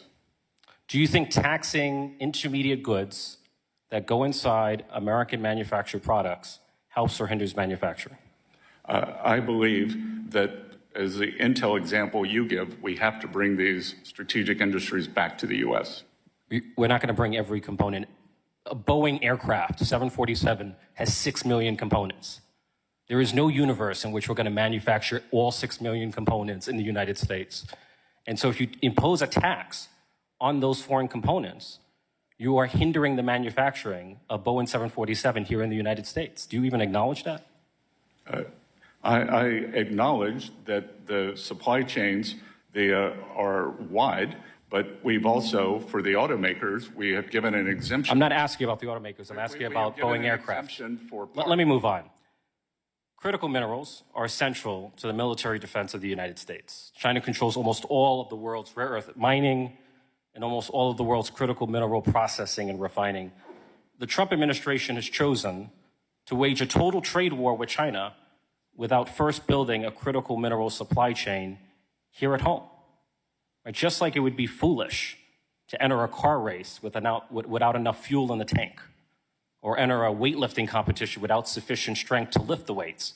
It seems equally foolish to wage an all-out trade war on China without a domestic critical mineral supply chain, breaking China's strongest chokehold over the United States. The CCP's chokehold on critical minerals and rare earth elements is a precondition for winning the trade war against China. Do you agree with that? I believe that we have to bring the rare earth, as you correctly said, processing back, or not even back to the U.S. We have It's not only processing, it's rare earth mining as well. And it's critical mineral processing and refining. Strategic minerals. And the weaponization of critical minerals against the United States is the opposite of making America safe again. Rare earths are not that rare. Processing is rare. The mining is rare too. We have a insufficient mining industry here in the United States, and you know that. Good, then I hope you'll join us in the deregulation of many of these onerous mining requirements. I think my time has expired. Appreciate the gentleman from New York. The gentlewoman from California, Ms. Kim, is recognized for 5 minutes. Thank you, Chairman Hill and Ranking Member Waters, for holding this hearing. Secretary Bessent, good to see you, and thank you so much for coming. Southern California, where I'm from, and the district that I represent, serves as the primary gateway to Pacific Rim, and Asian goods into the United States come through the ports of LA and Long Beach. But we are already starting to see a drop in volume as the ports of LA and Long Beach are expected to see 35% to 30% drop when compared to a year ago. Cargo volume is one of the largest economic drivers in the region, and long-term drop will not just impact families, at the grocery stores and small businesses' bottom line, but also result in truckers and dock workers losing their jobs. So, Secretary Bessent, I would like to ask, how can you ensure that our tariff policy will not unintentionally harm American small businesses and workers in the long term? Well, Congresswoman, we believe over the long term that it will drive growth in the economy. And as I've said many times, it is a mistake to look at trade in isolation. The Trump economic policy is a three-legged stool: trade, taxes, and deregulation. And we believe that the sum of the parts, that the whole is greater than the parts. And as we complete each one of those, that the U.S. will see substantial economic growth. Thank you. I know that a lot of my constituents share these concerns that we raised. So I'd like to continue this discussion on this specific topic with you moving forward, because I'm concerned that these long-scale tariffs, if they continue in the long term, then American working families and small businesses will suffer under price hikes and a lack of certainty. But I want to shift gears and discuss the Financial Stability Oversight Council, FSOC. Under the previous administration, Secretary Yellen rescinded the non-bank systematically important financial institution and replaced it with a new framework for assessing the financial risk. And this new framework overlooks the importance of prioritizing an activity-based standard and a cost-benefit analysis. So, Secretary Bessent, does FSOC intend to reassess the 2023 guidance so that it is more closely aligned with the thoughtful process that was created in 2019? Congresswoman, that is on our agenda. Thank you. As you finalize that decision, I want to emphasize that my support for a return to an activity-based standard that more appropriately addresses the risk of non-banks. Thank you. Treasury would be happy to work with your team on that. Thank you. And finally, I'd like to urge you to continue your support for CDFI. CDFI fund programs are statutory, as you know, and it has been critical in promoting the local economy in Orange County. So do you still agree that the CDFI fund has a critical role to play in fostering economic opportunity? I think I know the answer because you stated very clearly in public statements. We believe that if CDFIs follow their statutory obligations and do not digress into more ideological boundaries, that they can be important institutions. Thank you. As you know, last week, I attended the Financial Literacy Roundtable that your team put together, and thank you so much for inviting me. I think I just missed you. But your team was very well represented, and again, I want to thank you so much because as a co-chair of the Financial Literacy and Wealth Creation Caucus, events like that, bringing the stakeholders together and having a meaningful dialogue and conversation, I think is critically important, and we need to continue that. So can you talk about how you can continue to advance financial literacy initiatives now that we are past the Financial Literacy Month? I mean, I was able to take the leadership and pass the bill that proclaims month of April as the Financial Literacy Month, and I hope that we can continue to work in this space together. As you should know, that it is a strong core belief of mine that financial literacy is the only path to economic independence and well-being. So the more Americans who can be educated, and I think we should probably go state to state and encourage each state to put in financial literacy standards for their students. Gentlewoman's time has expired. The gentlewoman from Texas, Ms. Garcia, is recognized for 5 minutes. Thank you, Mr. Chairman, and thank you to the Secretary for being with us today. I want to start first by just clarifying your testimony and its delivery. Why did you ask for your witness statement to be embargoed until this morning? Sorry, pardon me? Your testimony reads right at the very top, embargoed until delivery, which means that we didn't follow the usual practice of this committee of getting the testimony 24 hours in advance so that committee members can review it and prepare for questions. Yours was posted at 10:01. The committee was at 10. Well, it looks like you need... My staff is just telling me that it's standard practice. It's your standard practice? It's not our standard practice. As a committee. I'm told that it was standard practice. Okay, you were told by whom, sir? So my comms team and legislative affairs team working with the committee. Well, Mr. Chairman, I think for the record, I think you should clarify to the gentleman that that is not our standard. And I know that at least I didn't know anything about this until I got it here. And I don't think our committee staff on the Democratic side was notified that we would be getting all your testimony late. I just wondered, why you had made that request, and clearly at the top, embargoed until delivery. Well, embargo to delivery, I think that was mostly meant for the press. We're not press, sir. We're the members of Congress that have oversight. So, Mr. Chairman, I would hope that you not condone this kind of late submission. It just doesn't help, frankly, for some of the atmosphere that's created when we all just sit down and we still don't have your testimony. Well, then, we just sort of don't feel really good about that. It's not our custom and practice. Congresswoman, I appreciate the importance that you put on my statement. Well, thank you. Notice it's important, sir. Do you know what the poverty rate is in our country? I believe that the poverty level is a fixed number. No, do you know the poverty rate in this country?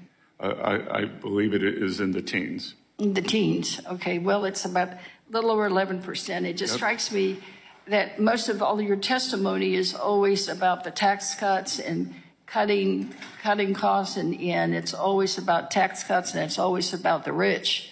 But nothing is ever said about poor, other than you suggesting that you worked yourself. No, ma'am. No tax on tips, no tax on Social Security, no tax on overtime. Sir, I read your testimony. That's not anywhere in here. That is not in here, sir. Deductibility. I am referring to your testimony and what I've listened to. I said right up front, I can see you and I can hear you.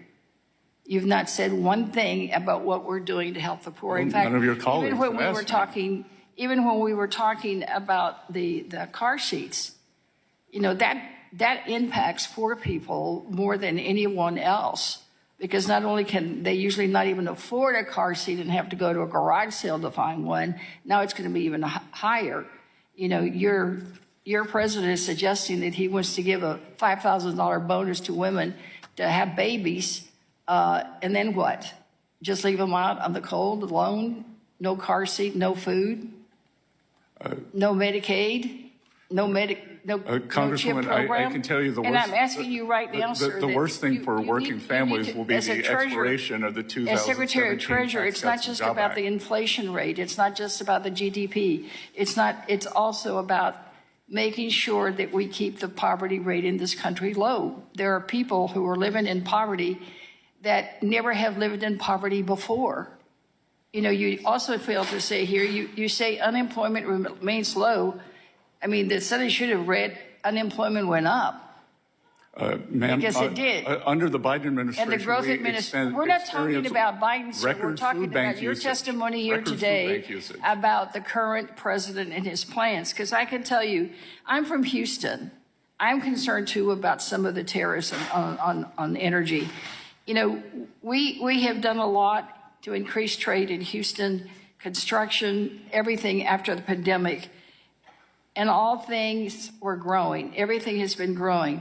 But now that the Trump terrorists have surfaced, it is threatening Houston's economy. I represent the area where almost the entire ship channel is in. The petrochemical companies are in my district. The port is in my district. Everybody is trying to figure out what the hell we're going to do. Mr. Chairman. Ranking member. I ask unanimous consent to enter into the record the opinion and order by the United States District Court in the Southern District of New York in the matter of New York versus Donald Trump that directly contradicts several responses the Secretary gave to me about DOJ's access to Treasury payment system. Without objection. I want to thank our witness today. We appreciate Secretary Bessent's testimony. Without objection, all members will have 5 legislative days to submit additional written questions for the witness to the chair. The questions will be forwarded to our witness for his response. Secretary Bessent, please respond no later than June 2nd, 2025. This hearing is adjourned.